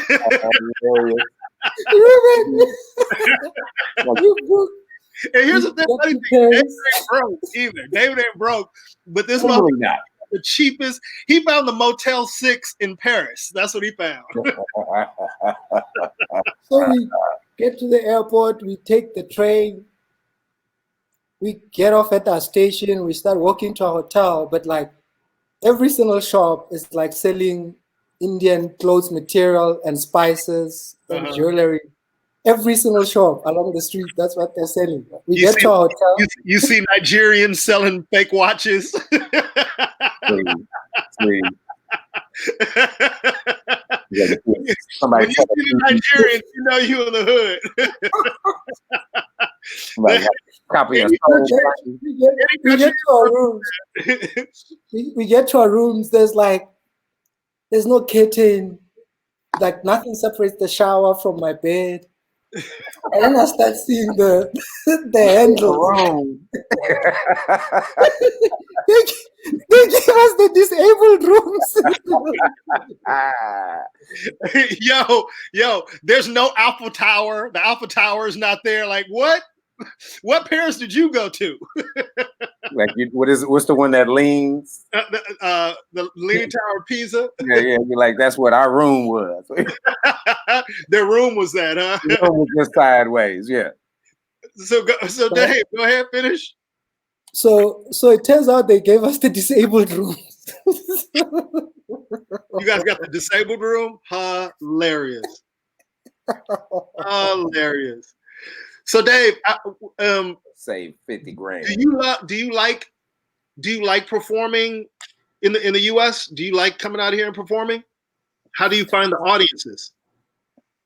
So obviously, I mean, I did the last time I was there, I think 2017, or the last time I was on stage in New York, especially. Hold on 1 second, David. Hold on 1 second. I gotta give a shout out to this brother right here, the one and only Maestro Clark. Maestro, I love you, boy. We got to catch up. Me and Chris Tucker was just talking about you when he did my show, when he did Ruby Tuesday. So we got to connect. I told him to give you my number. I'm not sure if he did, but let's connect. You remember Maestro Clark, right, Gerard? Absolutely, I remember Maestro. As a matter of fact, I want to say I just referred to him on something I was just doing. But yeah, big shouts out, man. Funny as hell. Forget the Fox show. I was a young dude in Atlanta when he got Soul Train. Remember, he was the Soul Train guy, came and represented. But yeah, Maestro Clark, and man, a significant name in comedy, man. Damn right. Yeah, David, he's a great guy that you would like. When I met Maestro, man, Maestro. I saw Finesh Michel send a shout out as well. Yeah, he sent a shout out. I told Finesse to chime in to get in, you know, but he was out shopping. So maybe when he gets back, he'll jump in on us. So go ahead. Yeah, so I've done again. You know, here's the crazy thing, but I mean, I don't know if you were aware at the time. So in 2017, I had a Black Songly booked for June. You know, Joburg show. Cape Town show, end of the month. But I was shooting a TV show in May, right, for about a month. And on one of the days we were shooting, I don't know if I was having a panic attack. I thought I was having a heart attack, right? Oh, wow. I was rushed to hospital from set. And the doctor checked me out. It's like, nothing physically wrong with you, blood tests, and checked everything. And they were like, but if you don't slow down the way you're going, you're going to die in like 3 months, right? Yeah. And this was May, and I had a Black Song Joburg almost sold out for June. And then I had one booked for Cape Town for the 30th, which Roddy decided, let's cancel the show. I was getting ready to book the Apollo in London for August the 3rd or 4th. I even have like a mock-up poster for the show. And I had to cancel that, cancel the Black Song in Cape Town. And I canceled everything from June, July, August, right? And I went to the US. And that's when I think we were together in Montreal. And I was opening for Tom Segura. When you were I think I was opening for Tom Segura as well in one of his shows. That's right. That's right. In Montreal, you were doing that. That was the year that I was there working with Tiffany Haddish, and then I did the gala, and then I did the show with Little Rel. Yeah. It was but here's the crazy story, right? So that whole show.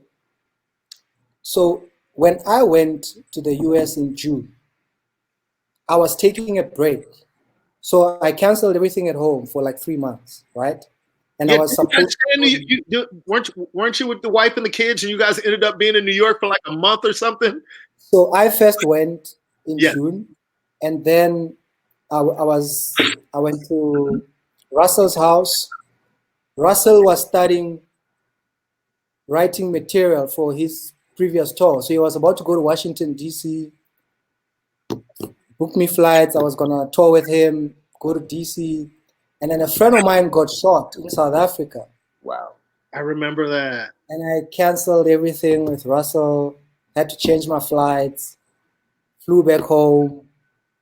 When I got back home, we went to memorials and this and that, and the family wanted a private funeral. So I ended up not having anything to do because I had canceled my June, July, August already, right? Then I went back to go to Montreal, but I stopped in New York. I met the booker for the Comedy Cellar, right? Marina Franklin introduced me. Greg Barnes was there as well. And they were like, "Hey, do you know who this is?" And blah, blah, blah. And it's always a bit confusing for a lot of people when they meet me in America or in New York especially, because they've sort of never heard of me, but they know Trevor, right? Yeah. So they can't put it together. If Marina Franklin and Greg Barnes are saying all the shit about you, like, who the fuck are you, Yeah. And I met the booker for the Comedy Cellar, took an email, and I was like, I'm going to Montreal, and then I'm coming back, and then da-da-da-da. I think I did 8 shows at the Comedy Cellar. I mean, I wasn't taking money, obviously, because I can't get paid in the US. But I had like 2 shows in some nights, 3 nights a weekend. Then my wife and kids came, right? And we went to Disney World. I remember David texted me like, "Shit, man, I'm running out of money. It's so expensive." So here's the crazy thing, because in South Africa, I was sponsored by General Motors, right? So a friend of mine who used to work for General Motors here, General Motors closed up in South Africa, and they moved back to the States in Richfield, in Connecticut. And then he gave me a car, gave me an Escalade 4x4. And, I would drive from Richfield every night to go to New York, $80 parking, because I didn't know shit, for like one night. Park and walk. Go to the Comedy Cellar, go back. And then my wife and kids came, and we drove. I drove from Richfield to Florida, to Disney World. We drove over 2 days. over 3 days going and 2 days coming back. But when I told Russell Peters, that I'm taking my wife and kids to Disney World, right? Russell said to me, Disney World is fucking expensive. Yeah. Russell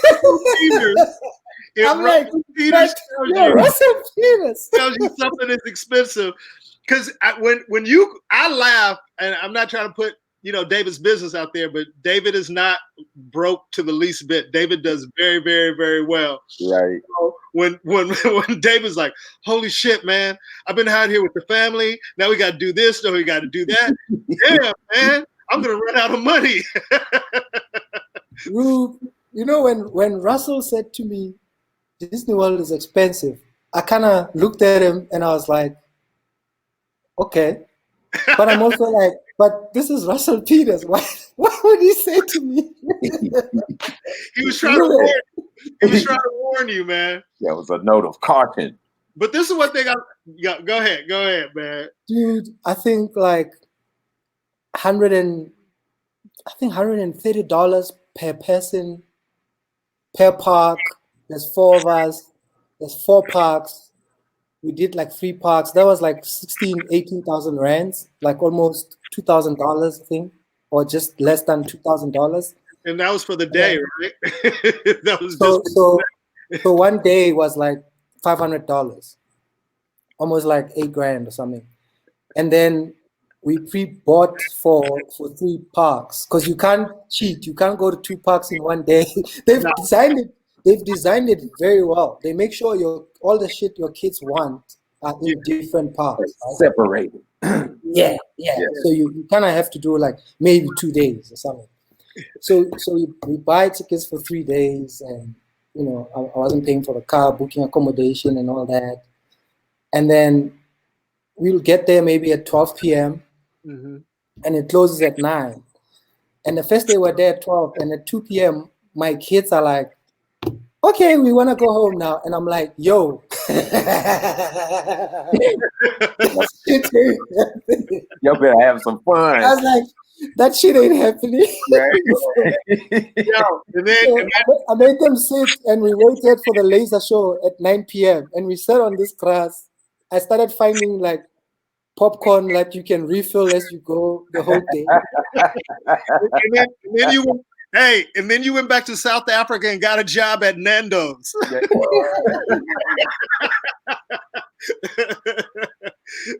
Damn. But the irony for me for the whole trip, right, Rube? I left home to go there not to do anything, right? Mm-hmm. But I ended up having some of the best gigs I've ever had in my life. I did my own show at Caroline's. Open up for, cause I'd be like, yo, Tom Segura, I'll go with Russell to the Comedy Store, bump into Tom. Tom is like, oh yeah, I'm going to Montreal. I'm like, oh cool, I'm gonna be there as well. It's like, cool, you wanna jump on stage? I'm like, sure, why not? Russell would be like, do you wanna go to the Comedy Store? Do you wanna go to the club? Do you want me to call them? Because I can call them if you want. So I ended up, I think I went back. I went from Montreal. I went to Russell's place in Toronto. I did Yak Yaks. I did another club in Toronto. I did one night, and then the owner asked me to headline the next 3 nights. Nice. Did that. Went back to New York. Did more Comedy Cellar. Then my wife and kids came. Went to Disney World. Went back to Richfield. Did more Comedy Cellar. Did my own show, and then I came back home. So for me, because my whole thing has always been, I've always produced my own shows. And I've always done my own gigs. I'm literally just planning whenever next I can, book venues, US, UK, Australia, whatever, get on the plane, go and do my shows and come back home, I realize also I don't really have to move if I don't want to move, and I kind of brood my wife and kids now, man. I've got 3 kids now, and it's and the world has changed so fast also and become so smaller. Now we can't even perform anyway, let alone performing in the US. I can't perform in South Africa either. Let me ask you this, David. when you were talking about doing shows around the U.S. and that you could not collect payment. Yeah. When you were in Canada, is that the same thing there, or were you able to earn a couple of dollars for it? Because when you say you performed and the owner says headline the next 3 nights, you know, were you able to pick up bread on that one? No, I couldn't. So, but I've got my Canadian visa because I used to travel a lot for film, right? Mm-hmm. So the creative visa in Canada is different from the US. That's my US visa is like a business. You can have business meetings. I mean, me being on stage is almost like an audition, you know, because it's like an open mic because I'm not getting any money. Right. So in Canada, my visa, even though I wasn't, you know, booked for official shows, you know, I called Anthony Sarukas. He hooked me up with someone else. You know, Russell would get someone else to help me out in Toronto. So, but my Canadian visa, because I used to travel for film festivals and all that, you can do stuff, you know, you can film stuff, you can, you know, almost do like behind the scenes things, you can do like film work and, but also because remember club gigs don't really pay a lot of money anyway. So I think Canadian guys were like $20 Canadian dollars a gig. Right. And you know, please don't tell the people in South Africa what kind of money they pay here in Los Angeles. We go ahead and change the subject right now. I don't even know because I've never even picked up any cash. But for me, when I was there, my whole thing has always been I never put money before anything I was doing.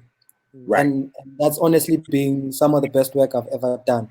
Oh, absolutely. You know? I only ask about it because after the fantastic Disney story, you let us know that you have more children. I want to know what's the future that your youngest child will ever have a Disney. Well, now we've had one since we went to Disney World. He was actually made around that time, but not in Disney World. Like I paid a hotel. Yeah, we're gonna get our kids don't want to have fun. We're gonna maximize this. So, but here's the thing, you know.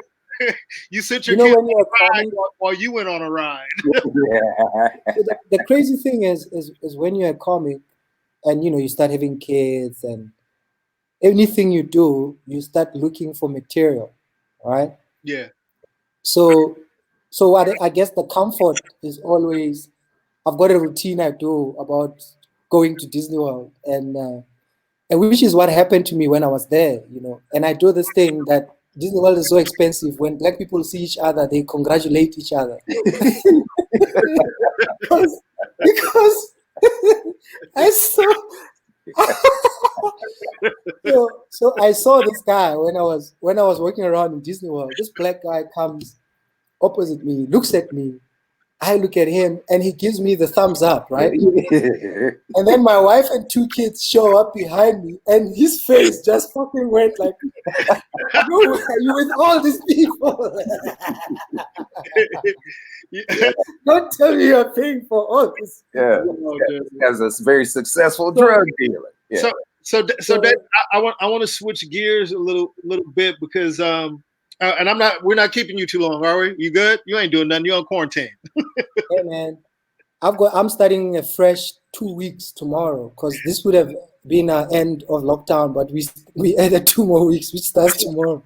So for me, it starts in about 10 minutes at midnight. So like me and Gerard both, you're more than just a comedian.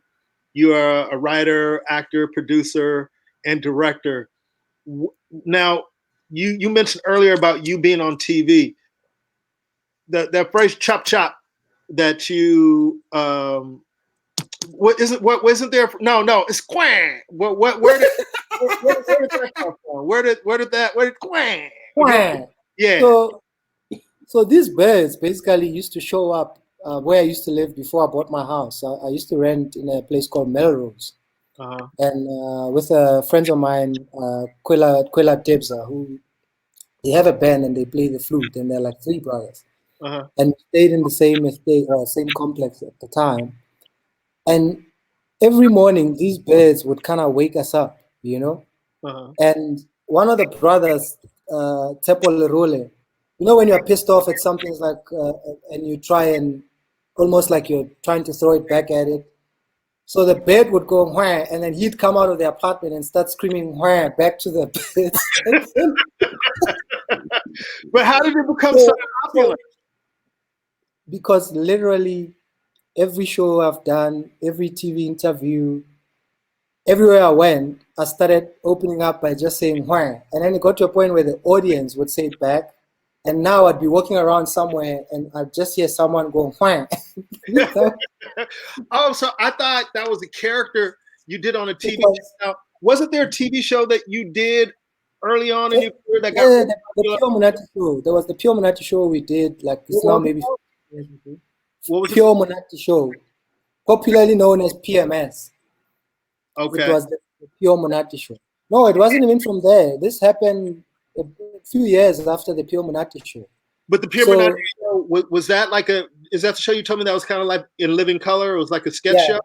Yeah, that was the In Living Color Saturday Night Live of South Africa, first black sketch comedy show. So myself and Kagiso created and produced that maybe now 15 years ago. What year was that, and how long had you been doing comedy before you were on, the PMS show, which was like the Living Color of South Africa?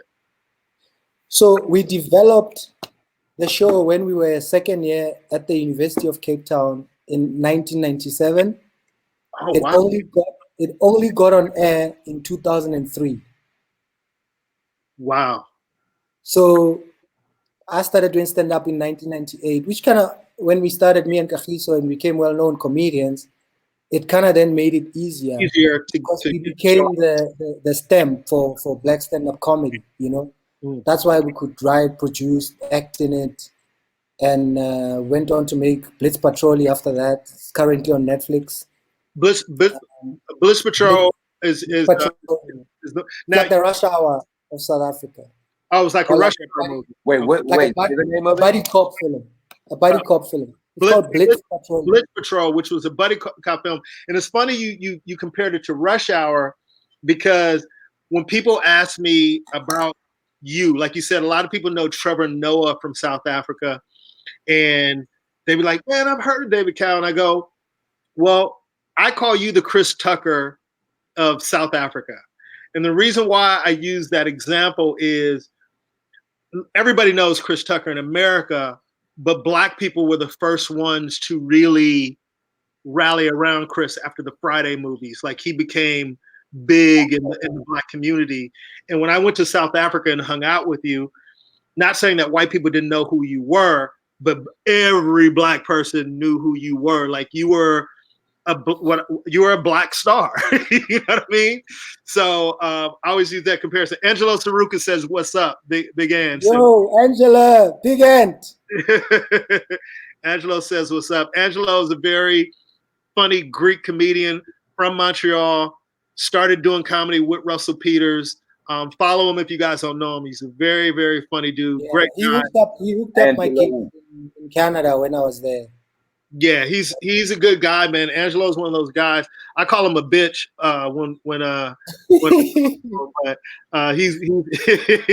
he's my boy, and he's very funny, and he's a very giving comedian also, man. He's thrown my name around, and he's just that type of guy.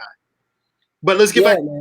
So Blitz Patrol, how did Blitz Patrol come about? Because I think you showed me a clip of Blitz Patrol when I remember you flying to Vegas with no sleep, when you fell asleep at the dinner table in Vegas, like full on sleep, G, full on.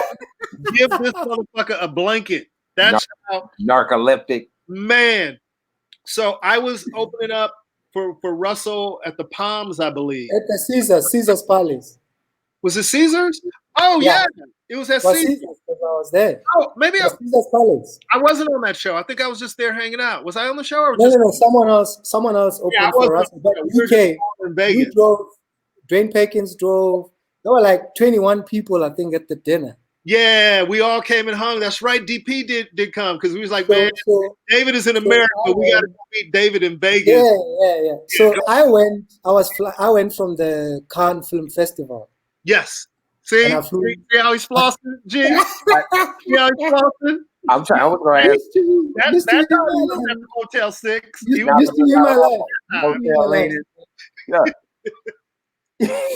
So that used to be my life. That used to be my life. And I thought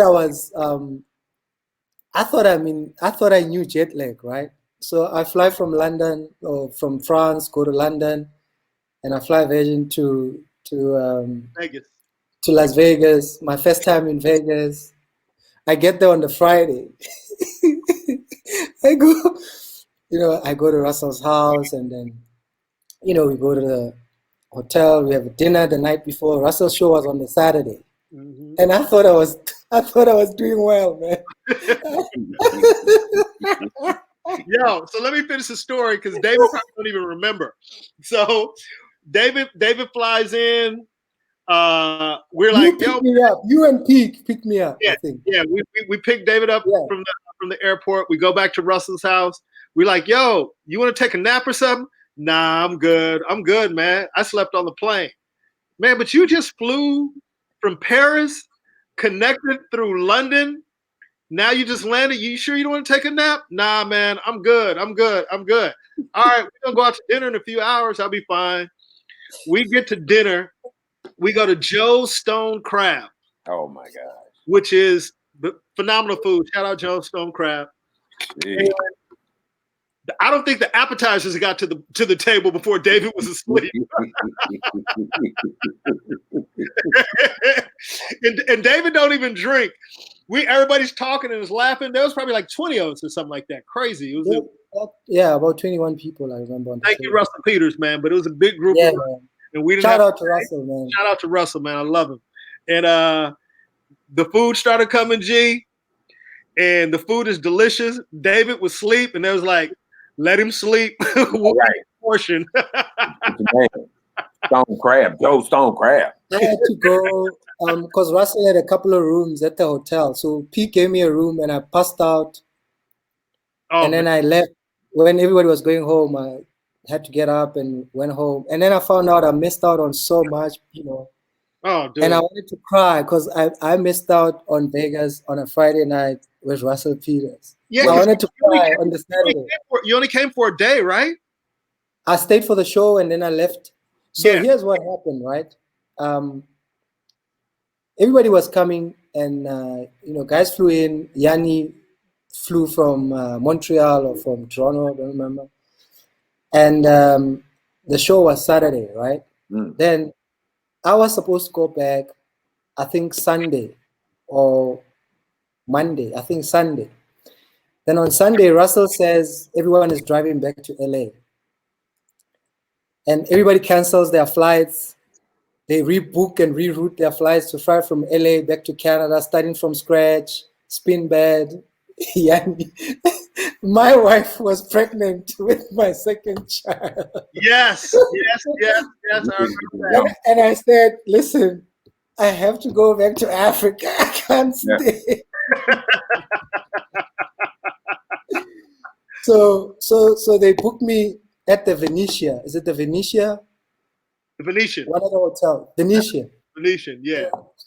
So Russell booked me at the Venetian for the Sunday night, and then you guys drove back to LA, and then everybody was gonna hang out in LA and go back to Vegas. But I was like, yo, because Russell was like, come, we'll change your flight, you can leave. I was like, dude, hey, I have to go. David, we got somebody else wants to pop in and say hello to you, man. We got another special that wants to join in.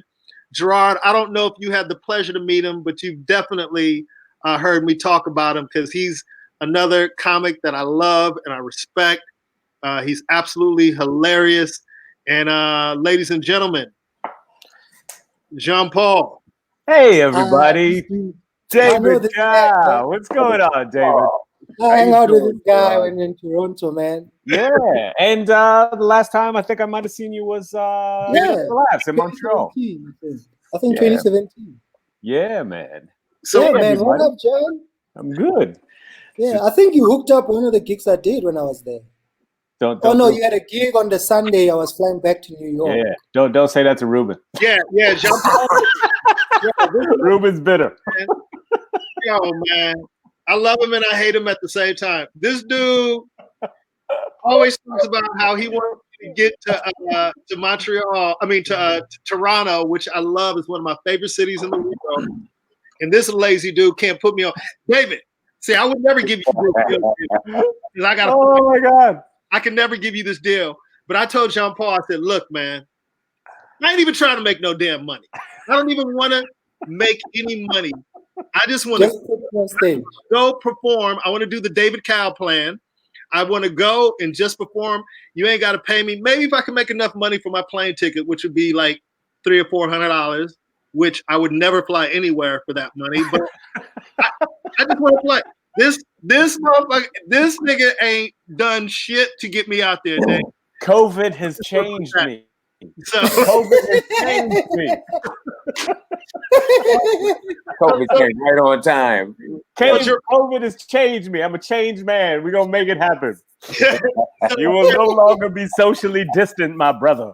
So have you met Gerard? Have you guys met? No, man. Hey, Gerard, pleasure to meet you. Yeah, the pleasure's mine, brother. How you doing, man? I'm very good. You look like a reggae singer by the name of, oh God, it's not Barris Hammond. Yeah, it is Barris Hammond. You look just like Barris Hammond, man. I'm gonna have to look that up and Barris Hammond is a legend. I've just been insulted. No, man, Barris Hammond is a legend. Many babies have been made to Barris Hammond's music. Everybody from South Africa and America that's watching us live right now, Jean Paul is a very funny comedian out of Toronto by way of Trinidad and Tobago, yes. Trinidad and Tobago, man. Yeah. And, me and Jean Paul hit it off, and I'm glad to have you three brothers on because I feel like we're all cut from the same cloth. We have the same type of heart and same type of mentality. We all stay on each other to keep each other accountable. And we were talking about David's comedy career, but now we're transitioning. I want to talk more about David's films. He's been really active in trying to do more television and more film. And we talked about Blitz Patrol, which he showed me for the first time, I believe, when we were in Vegas. You pulled it up on the laptop, and I think you showed me a trailer. Yeah, we were. So what I showed you was the 2-minute that we shot when we were trying to raise the money. Right. And I was about you had asked me how did it come about. So South Africa, making films in South Africa is so difficult, right? Because there's a lot of government bodies that can fund the movie, but to go through the paperwork and all the here's the biggest joke about Blitz Patrol, right? When Kagiso's then girlfriend, right, fell pregnant. Tell him who Kagiso is. Kagiso Ledikga. So Kagiso Ledikga just made Queen Sono. It's one of the biggest shows on Netflix right now. Queen Sono with Pel Tusi. Yeah, it's a very popular show on Netflix that was produced out of South Africa, correct? Yeah. Premiered about a month ago. Yeah. Okay. So Kagiso and I made a lot of TV shows, movies, and started stand-up together in South Africa. So his girlfriend falls pregnant, right? And now when he had to start spending time at home, he decides, okay, I want to see what David and Joey Rasteen would be like as cops. And then he starts writing the script for Blitz Patrol. That's a great. But here's the crazy thing, right? About just the visual alone. Yeah. So here's the crazy thing about making movies in South Africa. From when he started writing the movie, when his girlfriend was pregnant, when we were at the premiere for Blitz Patrol, his son was 6, turning 7 years old. Was how old? 7 years 7 years old. So it took 7 years and 8 months. That's how long it took us to raise the money, meet the people, go back and forth. Let me say this, dude. That just shows commitment and dedication. And I'm not gonna give up. I'm not gonna let anybody tell me what I can and can't do. And I love that because you even hear stories of Hollywood where a movie will come out and they're going, it took us 10 years to get this movie made. It took this amount. So for you to persevere, man, and now you said it's playing on Netflix right now, correct? It's on Netflix? Yeah. It's blowing up on Netflix. And Kagiso's got another film there called Catching Feelings. Then he's got this Queen Sono series, which is one of the highest. Queen Sono is doing well, man. Queen Sono is doing well. Premiered number 7 in the US and number 1 in a whole bunch of other countries. Tony Rock sent me a message a few days ago because during quarantine, everybody is like, "What are you watching? Yeah. What are you doing?" Yeah. And he was like, "Yo, have you know anything about Queen Sono?" And I go, "Matter of fact, I do." I said, "You remember David Cow, who you met in Montreal, the comedian from South Africa?" I was like, "Yeah," and in New York as well. Yeah, and I said, I told you when I was with him in New York. Yeah, well, you hit me when you was with him in New York, and he was like, I was like, "Yo, David's boy wrote.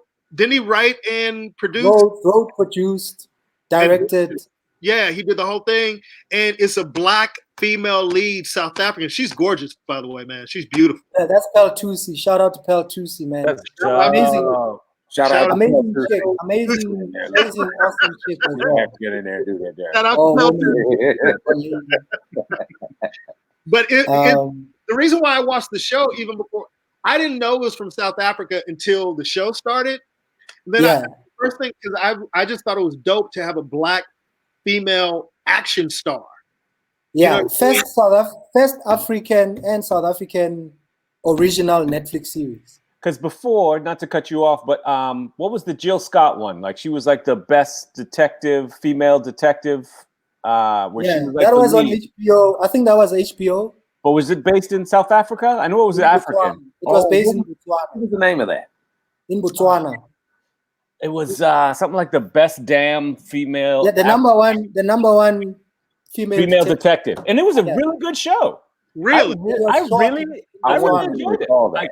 The only thing that made me mad about it was the fact that I thought they could have utilized way more actual local and African actresses and actors. You know what I mean? Like, so Queen Sono is 100% South African actor, director, so dope, man. Script, production, everything. That's shot so in dope. A couple of African countries. You said that's the first Netflix original series out of South Africa? Ruben, Ted Sarandos came here for the premiere. Oh, wow. So for you guys don't know who Ted Sarandos is, he is the head of Netflix. Oh. Wow. They must have really in that project, man. That's the entire Amsterdam office from Netflix was in South Africa for the premiere. Hey, so when I was watching it, I saw our boy in it. Kagiso KG.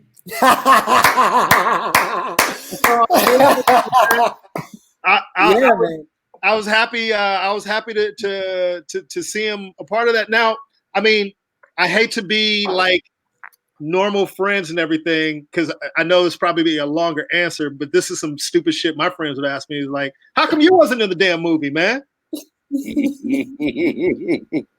my friends would see Rush Hour. They'd be like, "Man, how come you wasn't in Rush Hour?" Yeah. Oh man, I told Chris Tucker I didn't feel like doing it, motherfucker. I don't know. So Ruben, here's the thing. You see what you said and what Gerard said about me and stand-up comedy. Yeah. When it comes to film and television, any actor, writer, comedian, writer, most of them have careers thanks to Kagiso. I'm going to leave myself out. I'm going to leave the stuff we did together.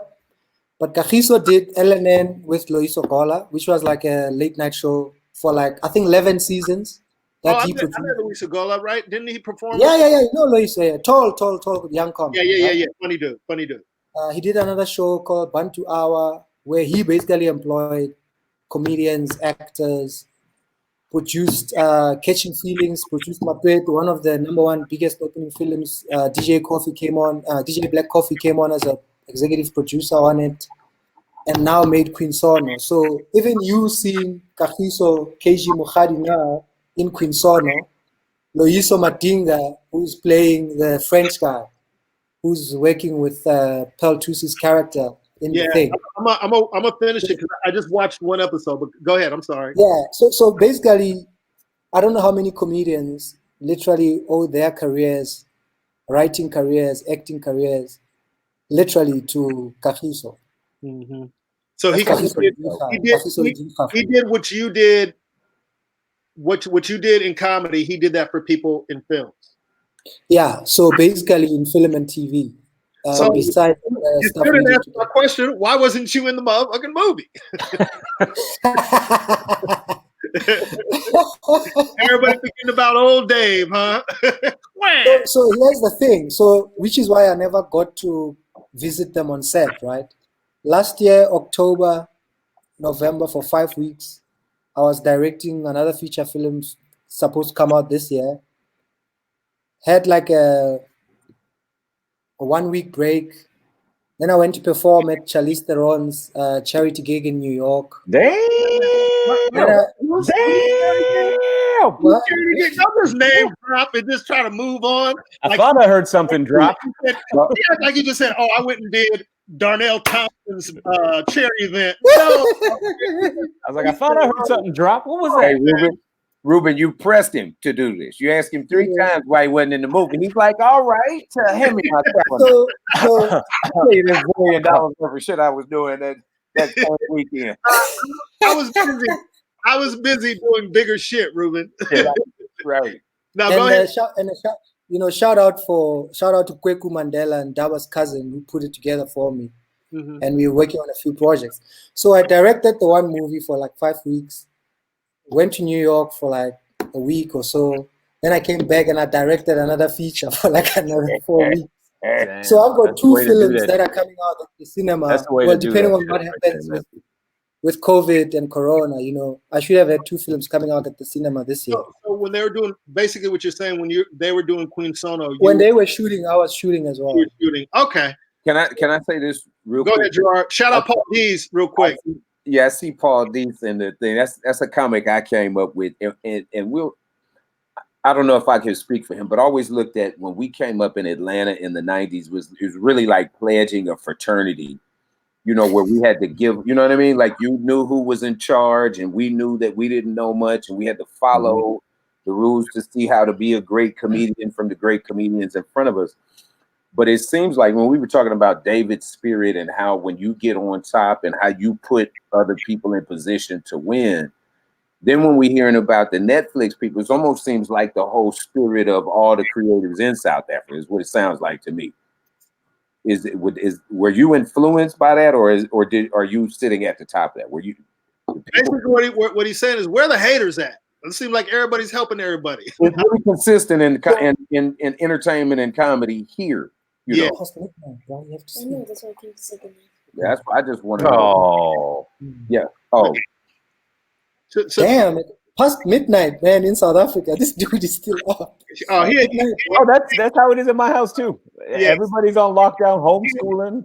Yeah, last night the kids watch White Chicks and they loved it. Go to sleep. But to reiterate what Gerard is saying is, yeah, and I'm speaking from my perspective and Gerard's perspective.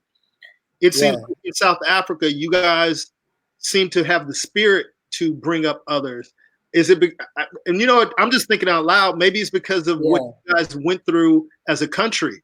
Right, you birthed out of apartheid. And you guys So what happened with us, or with me and Kagiso, right? There's a guy called Fat Joe in South Africa, who I was first on his TV show. Then Kagiso came on and did a segment, and then we got our own TV show, the Pure Monate Show, right? So Fat Joe was the first guy who kind of put me out there, put me on his radio show. Then, Kagiso followed pretty much same shows, radio, TV, until we went on to do our own shows. And he's put on a lot of people. And then I went to, when I was in varsity studying drama, Akin Omotoso, who's another filmmaker, Netflix just announced his first Nigerian original for Netflix that he had to come from and come back home because of COVID-19 and all the lockdowns, right? When he was third year at the University of Cape Town, where me and Kagiso were studying, I was first year at the same drama school. So that relationship goes like 20 years back, Hakeem Kai Kazim, who was in Pirates of the Caribbean, 24. You know, he was in the first Wolverine movie, Nigerian, British, South African. He was in Akin's movies 20 years ago. Then I was trying to make a movie where I was going to direct him in a movie like 10 years later.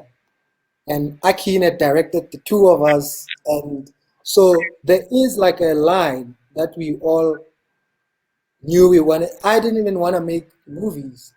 Right. And the only reason I do is because of these guys, right? So there's like a whole acting and industry, if you want to call it that, where people are auditioning. There's production houses, there's producers.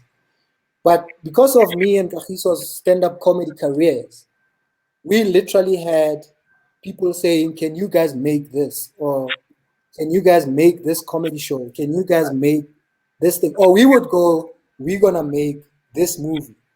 So never went to auditions. I never auditioned people for like almost 17, 16 movies that are made and wrote and directed, produced for Mnet, Mzansi Magic. Because I wrote the movie knowing I'm going to put Skumba in it. I'm going to put Kagiso Keiji Mokhari in it. Right. I might audition an actress, but I'm going to put Skumba and Celeste in it. Let me just. So we kind of almost had our own sort of lane, if you want to call it that. Let me just say this, man. I mean, I know what you're trying to hint at. I'll fly out to South Africa and be in some movies. You ain't got to beg, dude. Like I'll man. You know, I gotta stay in your back house. You know, your the house behind the house. But other than that, man, I'm. You know, you just tell me I'm ready to be in Queen Sono the second season. Yeah. So tell him I'm ready, man. And Ruben, you're gonna need someone to carry them bags, man, because you're acting in a movie. You don't need to exert yourself physically. I got you, bro. So literally, you know, me and Kagiso literally had kind of like our own parallel world. You know, we bought our own cameras at some stage, bought our own little equipment. So even some of the movies I was telling you about, all of them we made with our own equipment, or majority of the equipment was our own, you know? Yes. So between me and Kagiso, there was a lot of comedians that were getting jobs as actors. Some of them never acted before, you know, they were all like 5-10 minute routines on stage. They've never had one-man shows. Nobody knows or nobody knew who they were. But as soon as we put them in these movies we were making, I mean, the first movie I made with Skumba, that's probably, I stopped counting when the channel had repeated the movie about 500 times. Woo! Like baby boy. Because people would tweet me, tag me, I would see it when it's playing on the channel. It's called Taxi Ride. Right? Taxi Ride, I remember that. Taxi Ride. Yeah. There's a difference between taxis and cabs, right? Because South African taxis are 16, they have license to carry 16 passengers, but they don't leave until they're full. Okay. So you can arrive at 6 a.m. In Trinidad, it's like that as well. Yeah. If it's not full by 6 p.m., they're gonna send you all back and tell you to come back tomorrow. Yeah. It's like that in Trinidad as well. It's like that in Trinidad as well. Yeah, in order for the taxi to leave, so let's just say it holds 6 people, you have to, if you want to leave, you got to pay for the other for the other people. Yeah. And then it goes. Outside of that, you got to wait and you're just sitting there and people are like, yeah, man. So because the movies I was making for this channel, at the time, the budget was less than $10,000 when I made Taxi Ride. And I put in about $30,000 of my own money at the time. Right? It was the first movie I ever made. So because of the budget, the entire movie was based on the passengers. The first one arrives and has a friend who keeps saying they're on the way. Because I couldn't afford to move or to leave location. Right. Hilarious. Right. Hilarious. Hey. So Skumba was one of the taxi drivers, and another comic I love, Sfiso Nene. Mpo Pops had a small part in it. Pearl Tusi made a guest appearance in it. So you can imagine, I mean, I've known Pearl for like years. We've owned the modeling agency together at some stage. So now that movie, anything happens with taxis or in a taxi in South Africa, everybody would tag me. So someone would be sitting in a taxi and see something funny. They take a picture and then hashtag me or hashtag the movie or tag me, right? Wow. That's so And then I dope. started counting from the premiere to when they were repeating it. Or someone would tell me, oh, the movie's playing, because the channel owns the movie. Right. And at about 500 repeats, I stopped counting. Wow. So let me say this, And David. then I've made about 16. So I made the taxi ride. Then I made a 5-part series based on the taxi ride. Then I've made maybe 14 other 90-minute, some 54-minute features for the same channel in about 5 years. Let me ask you this, David, and this is perfect because you have two writers in Jean Paul and Gerard. And I know me and you have talked about this for years, and maybe this is a time where we can make it happen. Like with the success of Queen Sono and it being, an international hit, it's even a hit here in the United States. Me and you and Dwayne Perkins for years have been trying to figure out a joint South African American vehicle. You know what I mean? TV shows, sketch shows. I love Perkins, man. He was just on with us earlier, Jean Paul. Oh, really? Oh, man, Yeah. I love that. So, love that dude. So my question is, do you think now, after all the conversations me and you have had, do you think it can be easier to do some type of cross, movie, television show, cross production with both Americans and South Africans together? Because me and you have, definitely. Yeah, because I just think, we've come up with some funny ideas, man, and maybe now during this quarantine, this is the time to really sit down. I don't know if this is relevant, or if I'm just talking out of my ass, but I honestly want to believe that the time that we're in, like literally this time capsule of whatever you want to call it, COVID. This is the best time. Yeah, and I honestly think that all the obstacles that we imagined and put in our way to say, well, we can't do it because of this. I think now people have a different perspective of life, and we're like, you know what, man? I don't know what's going to happen if this goes down again, and I don't want to be in the same position. I want to be able to create because I want to create, because it's in here, and I just want to get it out, and I don't want anyone's permission to create, especially when I know talented people like David and Gerard and Ruben and Dwayne Perkins and Ron Jostles and on all these amazing talents, not just comedians, but I think we realize that we don't have to wait on anyone anymore because we don't want to be caught in this situation ever again. So remember, Rube, I've given you tried to help me get Chris Tucker for my movie, The Dodgy Promoter. Yes. Oh, wow. A road trip movie about a local hip hop band, Squatter Camp, which Dwayne is actually one of the writers. And that movie has been 10 years in the making. I've had a script for that movie for like 4 or 6 years. Oh, yeah. That's pretty cool concept, man. So, brah, now is the time. That's the short answer, right? Yeah. And definitely now it's even like we don't even have to think of where is it gonna go, what network. That's actually the easy part. Yeah. I know that's the easy part. Now, even hearing you say that's the easy part now, look at how quickly things have changed. Because before, that was the hard part, Yeah, exactly. So what has changed? And I'll let you answer. I'm gonna grab some water. What has changed where that's the easy part now? Explain. So, I'm listening. Obviously, because of the birth of all the streaming platforms that are out there, right? Your Netflix probably being the most obvious or the biggest. You got Hulu, Amazon Prime. Amazon, yeah. So I think what Netflix has done best is when they get to a country, they want to know who are the best filmmakers in this country and what are the people watching in this country. So when they go to Spain, Money Heist is like the biggest fucking thing on Netflix. And it's in Spanish. Yeah. I watch it in Spanish with subtitles. I'm not trying to have it dubbed. So I think that model Yeah, I When- watched it too. I watched all 4 parts. when you pitch to a Netflix from Nigeria or South Africa, they want a dope Nigerian production or a dope ass South African production. If it kills and travels all over the world, fantastic, even better. But it's not prescribed, right?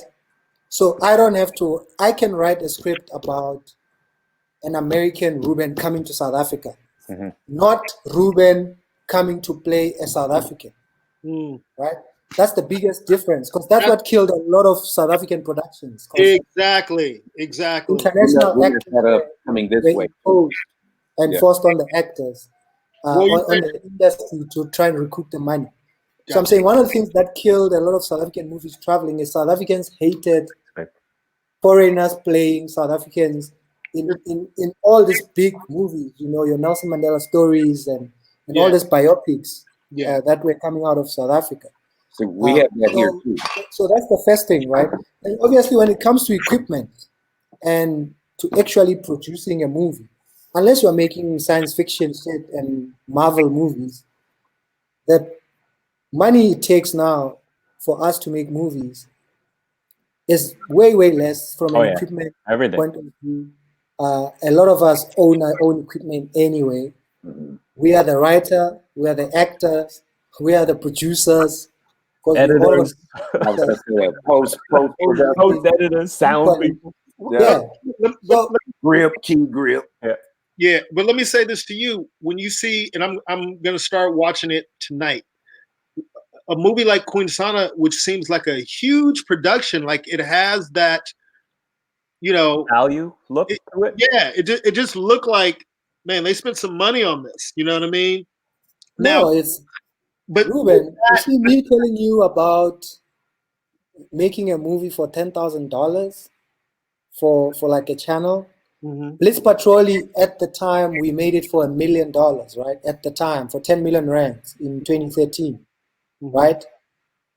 For a South African 13-part series, the budgets are around 8.5 million rands, 10 million rands for 13-part drama on South African television. What does that translate? Less than $1 million. Yeah, I think it's almost 10 million is like $1 million. 700,000 US for an entire pay everyone producers. What? Really? Yeah. Damn. So for Queen Sono, that was the first time that wasn't the case because it was that production.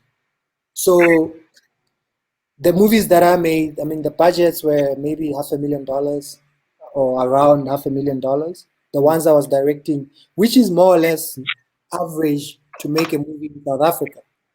So the biggest positive we have and the biggest advantage we have is I've asked Russell for the past 5, 6, 10 years has always said to me, you tell me what you need me to do and I will be in the Doji promote.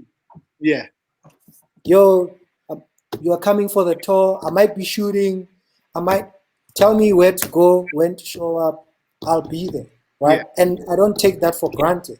So I know that if I can do my bit and write a dope ass production, first of all, and get my shit together on the South African side, I can have Dwayne, I can have Russell in my movie, I can have Ruben. That's already for me. The movie has traveled way out of South Africa, right? And then all the streaming platforms right now are like killing each other over content. I mean, all right. So content is key, man. For the creators now, content is king right now. So obviously, you know, we're having this conversation publicly. What do we need to do? If you had to say, all right, Ruben, this is what I need. This is what needs to be done to make this happen. Like what's that first step to create the content, for us to sit down and brainstorm an idea and write it, and like would it be the same normal steps, or because I'm trying to get some shit done. No, you know the rand carry bags. You know the rand to the dollar. You know the rand went 20 to the dollar during this COVID shit. No, I did not know. The dollar went to 19 rand. The US dollar went 19 to the the South African rands went 19 rands to the US dollar. What was it? I'm answering your question, right? Yeah. So explain to them what it was before, so they can get the context of it. It's when we made Blitz Patrol, it was 10 rand. Then it was 15 rand 2-3 years ago. The economy is seeing flames. It's all shit here. Then coronavirus happened. Then the shit was looking at 20 rand to the top. But that's everywhere, though. That's literally everywhere. Right? Yeah, but the rand versus the dollar means what it means for you and I, right? Yeah. It means, remember, we've got all these tax incentives in South Africa for producing and making movies in South Africa. So if you guys have $1 million, I'm making an example, right? Clearly. If I have $1 million or there's $1 million, I qualify for a South African tax rebate of 50% for being a black filmmaker or producer. So technically, if we have $1 million, we can make a $2 million movie. Got you. Or we can make $1 million movie and we'll get back $500,000 from the South African Department of Trade and taxes for tax rebate. Rebate, yeah. But you must keep in mind, $1 million is 19 million rands. It's twice the budget for Blitz Patrol. And 3 times the budget of the movies that I just directed last year in South Africa. So here's what we need to do. Okay, break it down, brother. Right. You're recording it, right? Whether it's $1 million movie or $500,000 movie budget, in the budget there has to be. You guys are down here for 3 weeks or 4 weeks. In between there's every weekend there's a Blacks Only in Joburg. The next weekend there's a Blacks Only in Cape Town. The next weekend there's a Blacks Only in Durban.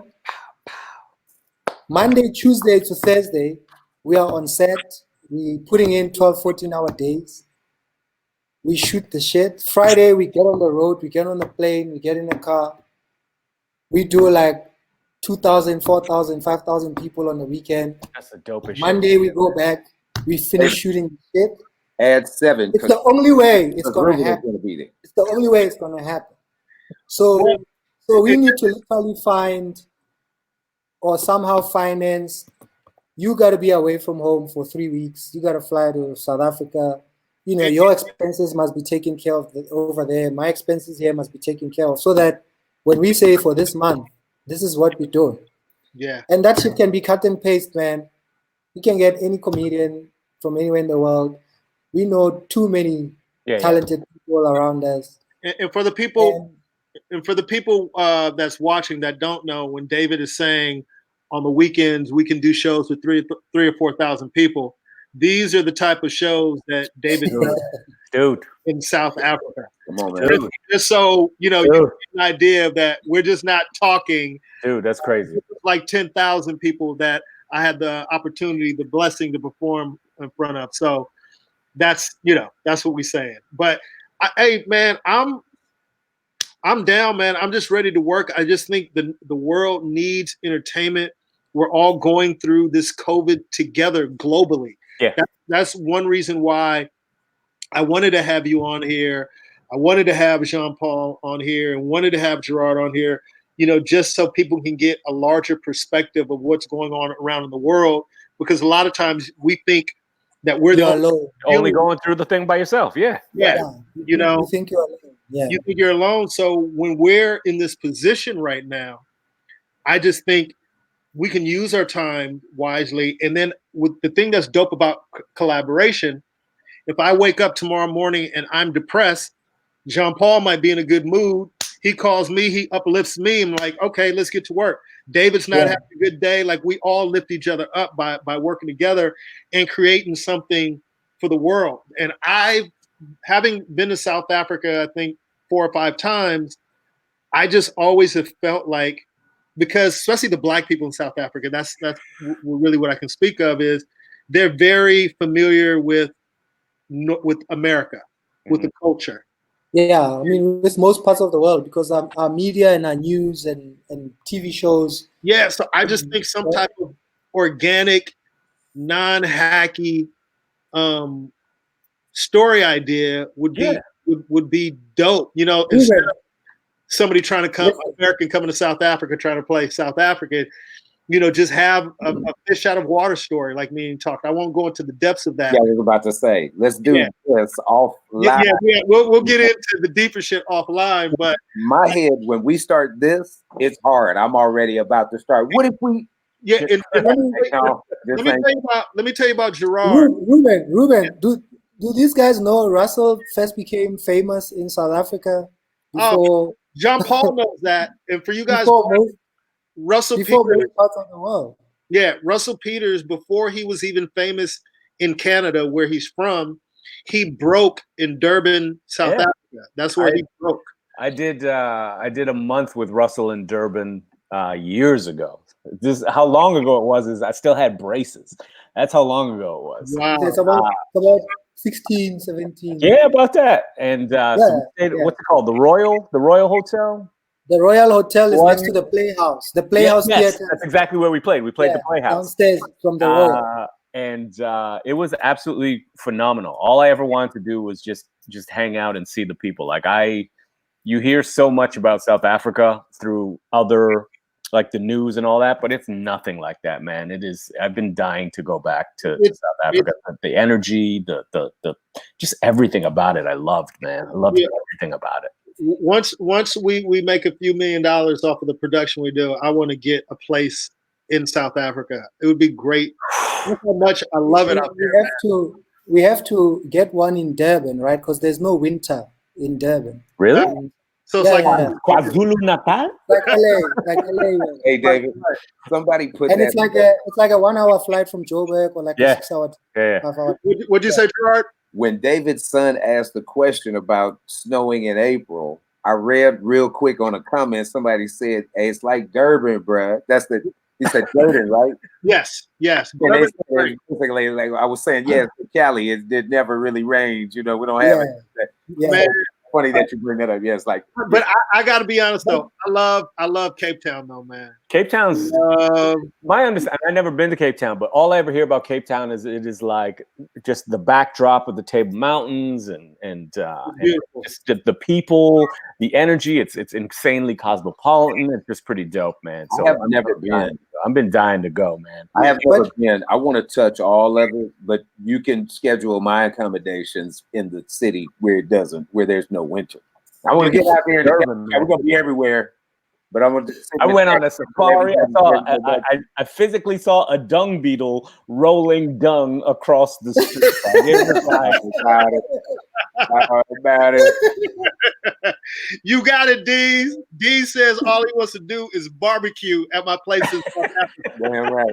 That's called a braai. That's called a braai in South Africa. Or we can go yeah, bro. But we're going to the townships to a place called Chisanyama, which is basically barbecue the meat. You know, that's what. But you know, I remember the first time I went to Joburg, everybody was like, "Hey man, be careful, take off your jewelry, take off this and that." And then I talked to David, and David was like, "Where do you plan on going?" It's just like if somebody come to LA, like, "Hey man, take your chains off, do this, do that." Like, dude, what part of LA do you plan on going? Dude, it was crazy, man. The whole fucking city. They were saying all of that. They're like, they got cars with flamethrowers that shoot out the side and bulletproof glass. And I'm like, yeah. It's just so for you guys who know, one thing that I was doing with David and some of the other South African comedians, I just make fun of American ignorance a lot when I'm there. That's easy. So if we're driving down the street and I see a McDonald's, I go, "Y'all got McDonald's in Africa?" I see a car go by JP, I'm like, "Y'all got cars in Africa?" The media a lot of times, and when I was having conversations in South Africa, what they don't realize, the media a lot of times in America paints Africa as a whole. Yeah. And everybody walking around in loincloth, and you know, with spears, and it was beautiful, man. Tigers, it was absolutely beautiful. I loved everything about it. it's so ignorant, and it's not saying that there aren't places like that in Africa, but for the most part, Africa is a pretty developed country, especially man. So we landed in Joburg. That's what surprised me the most, because we got to get out and then walk around, and it was just like buildings. I was like, the first time. So the reason most of all these films are shot in South Africa, I mean, I don't know how many films that you guys are watching in Hollywood were all shot in South Africa. So Cape Town doubles up a lot as San Francisco. Really? Joburg has played New York, Lagos a lot. And Durban also, because it's got the beach and the Miami vibe to it. Oh, the Strip. So, yeah. So you guys have gotta go to Durban. No wintertime. Yeah. That's what we got to do. So you've actually seen a lot of South Africa in a lot of films. But it might have been playing other towns or other cities or countries and stuff. So, but the weather is amazing all around. But I mean, as soon as you leave South Africa, Botswana is like an hour flight where they shot The Number One Detective. Yeah, it's hot there, bro. There isn't much winter. As soon as you go to Zambia, DRC, then there's no winter at all. There's the entire countries. There's just no getting cold, you know. The biggest worry is like rainfall. So the thing that really jumped out to me, and I think as Black people who live in North America, like me and Jean Paul being in Canada and Gerard, you know, being in LA like myself, and I explained this in one comedy show. I remember doing an interview in Joburg, and then at one of the shows I addressed it is, I think because how prevalent Black people are in entertainment and in sports, it gives this illusion around the world, and especially when Barack Obama was president, it gives this illusion around the world like Black people are the majority in America.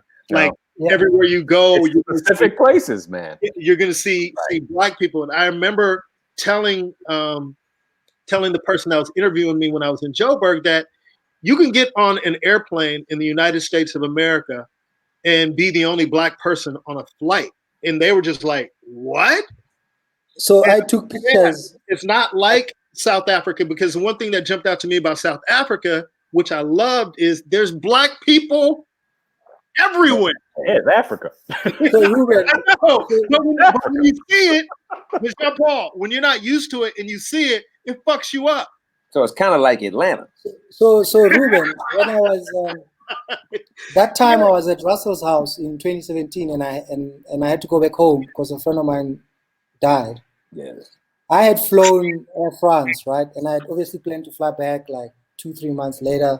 Mm-hmm. But now I had to urgently change my ticket, and I could only fly back KLM, LA to Salt Lake City to Amsterdam.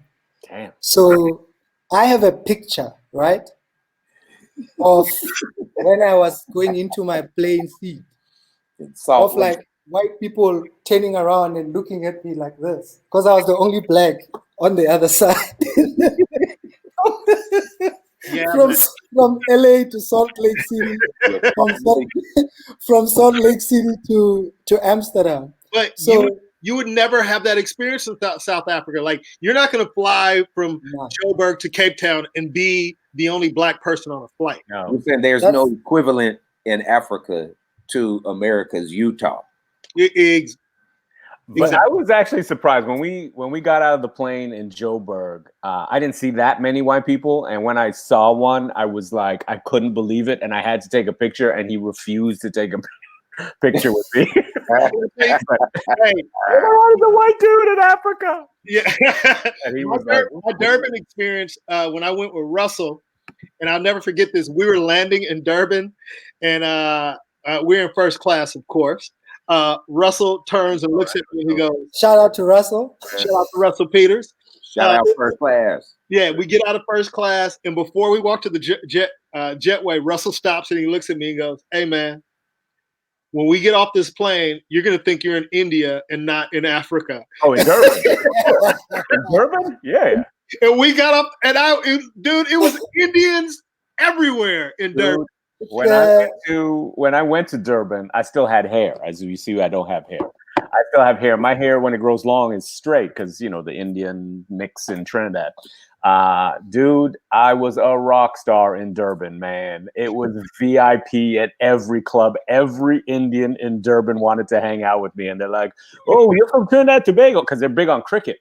And the big dude they know in cricket, I don't know if you know anything about cricket, is Brian Lara. And Brian Lara has like records, you know, the most, you know, at bats and the most runs and stuff like that. So people were like, yo, you're the closest we're going to get to Brian Lara. They were hanging out, VIP. It was insane, man. It was crazy. I loved it. So David, when you came to America, were you shocked by the amount of white people you saw when you came here? So let me tell you what I like that. Let me tell you. You know, so here's the thing, but this is part of my routine, right? So in Richfield, Connecticut, where we were staying with friends, right? There was a night we went out. The population in Richfield is about 1,500 people. Basically, Richfield is where they shoot Billions. That TV show Billions? Billions? Yeah. On Showtime. The Showtime show Billions. Yeah. So it's like nice $2 million houses, you know. That's like normal. Big yards, small street, one police officer. It's like that type of town. One bullet. You can walk. You can walk. One bullet? Yeah, it's like one bullet. Yeah, you know, there's no crime. It's just got one library, one theater. Hey, and the one bullet is for a warning shot. Yeah, exactly. You got to share it. Yeah, you get the bullet from 3 to 6. So, and this actually happened to me, and I do it in my routine. So the entire time before my wife and kids came back, I was the only black person in the entire Wow. in town, because we went out for dinner or whatever. So my friend who used to work at General Motors, who's back home in America, right? Uh-huh. Who was living in Connecticut. He married a African woman or a South African black woman, right? Uh-huh. And they have 2 kids who are obviously mixed, who are considered colored. Because they are mixed. Yeah, because they are half black, half white. Mm. And his wife was in South Africa when I arrived. So I do a whole thing, you know, when I first went, we went out for dinner and I was the only black person in town. And then we went out with the 2 kids, and then there were 2 full black people in town. Mathematically speaking. 2 full black people. Mathematically speaking. Right. And then the wife arrived, right? And now there were 3 full black people in Connecticut. And then my wife and kids arrived, but my wife is half Greek, half Zulu. I'm South Sudan. That's what I'm like. I don't know what the fuck my kids are. So now the whole town, there was just confusion. No one knew how many Nobody black people were. See, but you had to come to America and get that experience, man. And that's one thing. Like, Atlanta is a very black city, and obviously in LA, LA is I've never been pretty segregated. You know, I have to go to Atlanta. Oh, you love Atlanta. You love Atlanta, but LA is pretty segregated.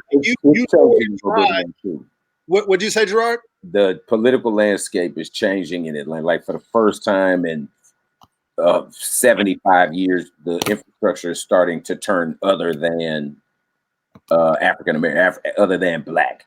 Gotcha. About the mayor, you know, the city government, the thing that kept it a chocolate city the whole time really just broke down in these last election cycles. Gotcha. So, same thing happening everywhere.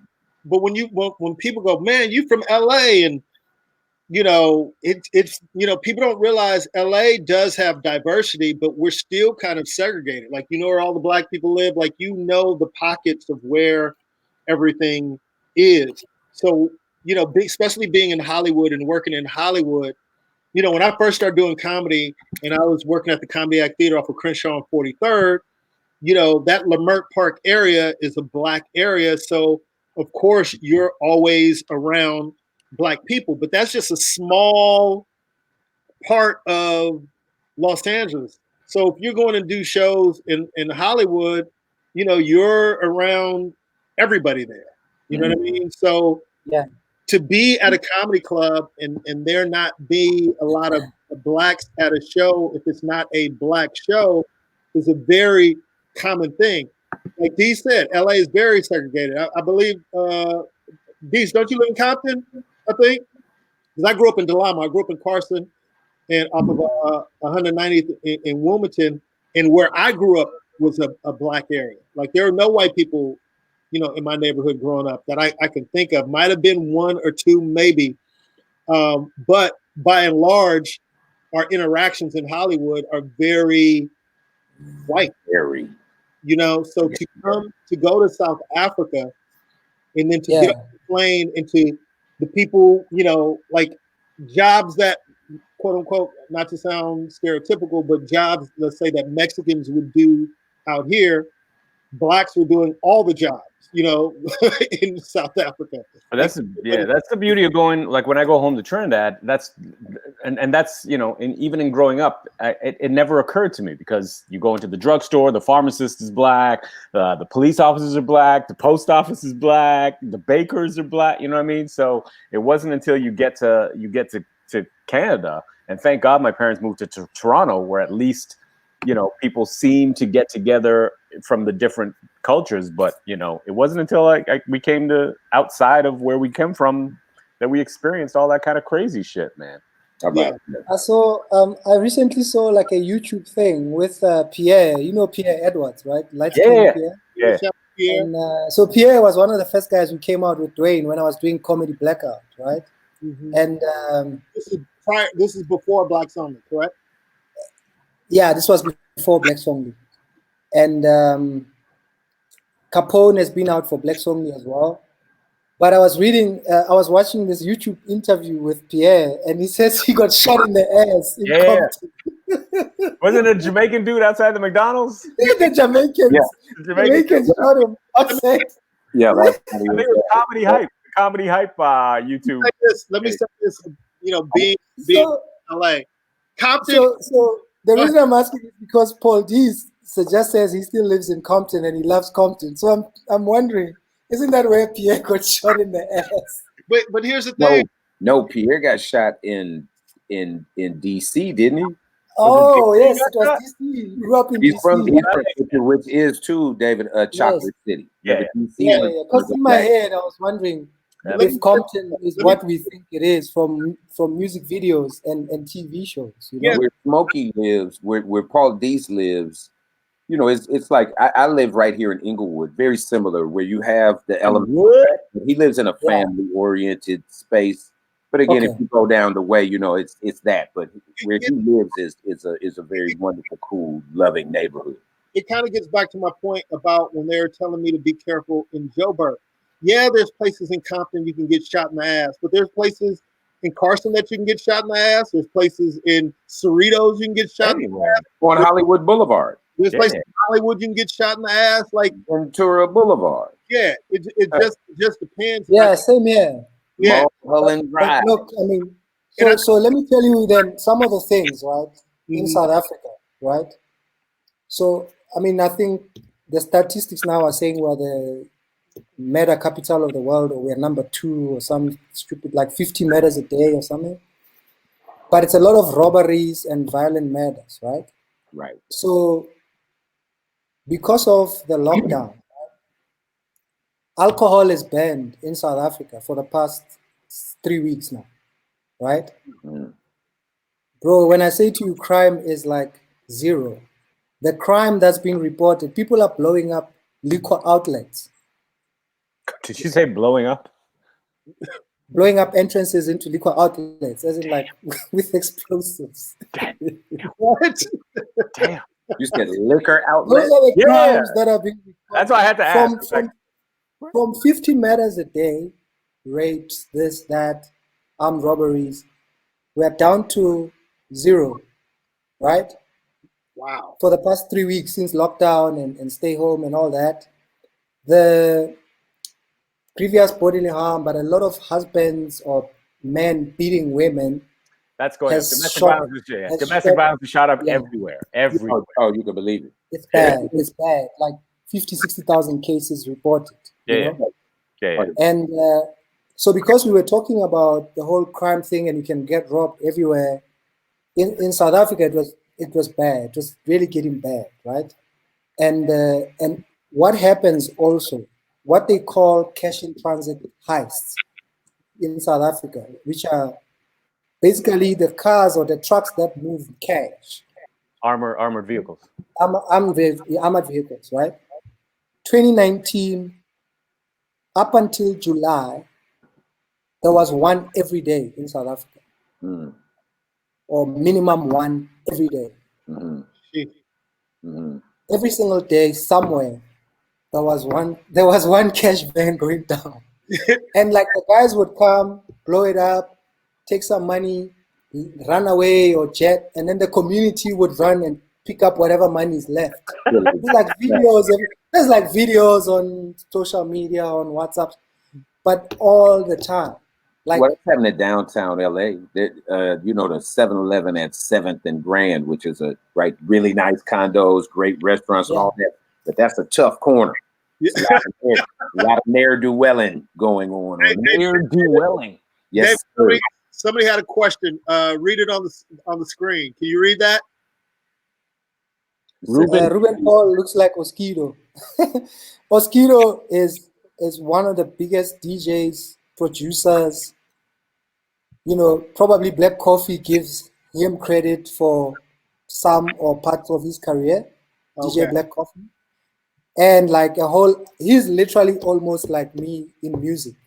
But they started a whole genre called Kwaito music in South Africa. Is he handsome? No. Let me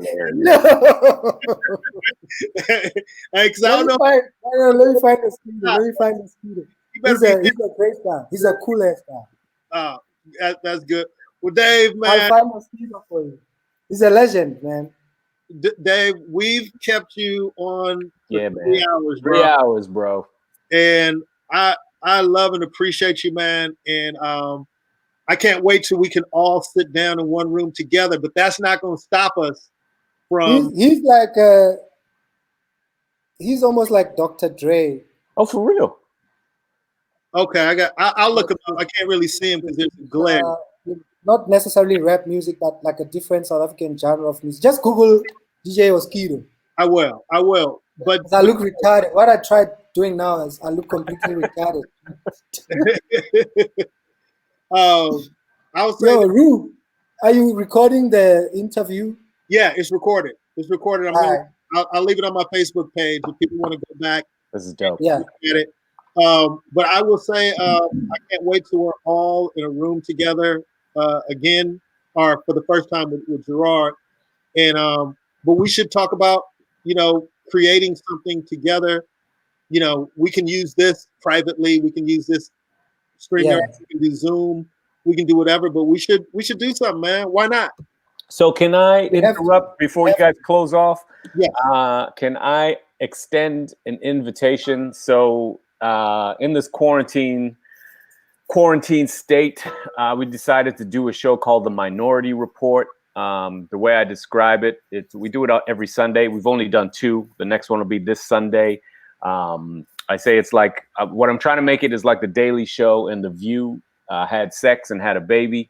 But it's all comedians of ethnic backgrounds, no whites. That's how it goes. Sorry, white people. You guys have enough outlets.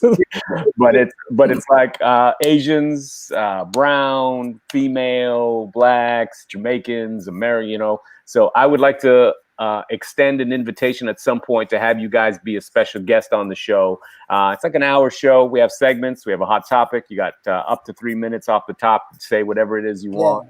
We talk a bunch of bullshit and then answer some questions from the people that join in.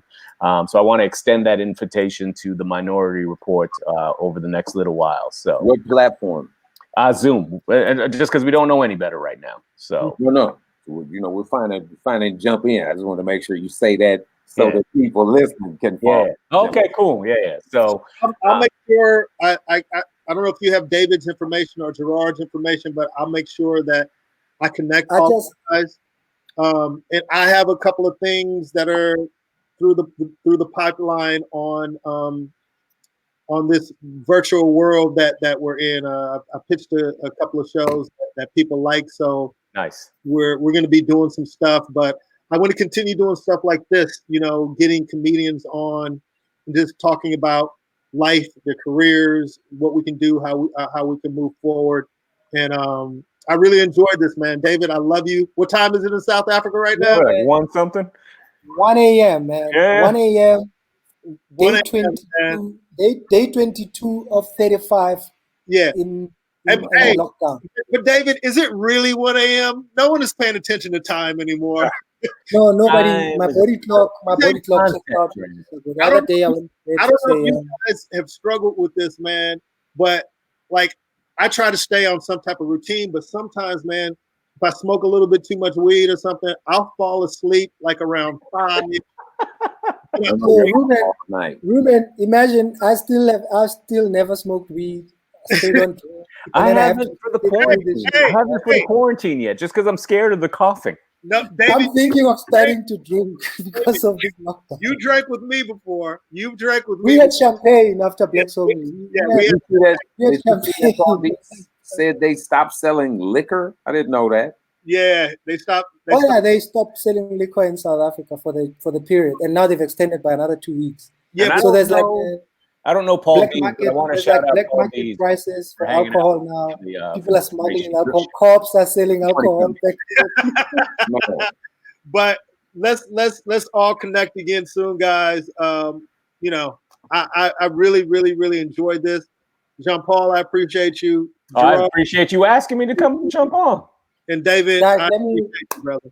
Rube, let me say thank you so much, brother. This was like a million times more exciting and so fucking amazing. Better feel good for the heart, man. And yeah, thanks. What a pleasure to meet you, Mr. Gilroy. Hey, man. Guillory. Check out Barris Hammond, man. And nice to see you again, John. And all the South Africans and everybody texting you and all the American guys that are sending messages. I see them, you know. Yeah.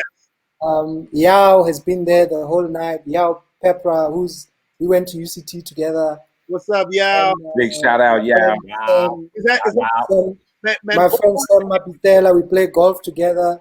The one who said I need to buy data, you know. Yeah. Like, thanks so much, everybody watching. Dave. They're killing you. But hey, man, thank you guys for tuning in. This was Live with Ruben Paul with David Cow, Gerard Guillory, Jean Paul, and shout out Dwayne Perkins, who was in earlier. Oh, for real? Yeah. Were you, Ruben? Were you going out on YouTube as well? You said what? Were you going out on YouTube as well? Yeah, we can put this out on YouTube. Also, we'll put it out on YouTube. Let's do that, dog. Let's do that. All right, I'll put it on.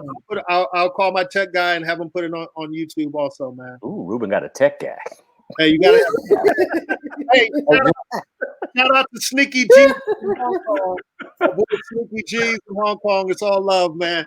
All right, y'all. That's Ruben Paul Live with Gerard Guillory, Jean Paul, David Cow, Dwayne. We'll holler at you next time. We out. Peace and love.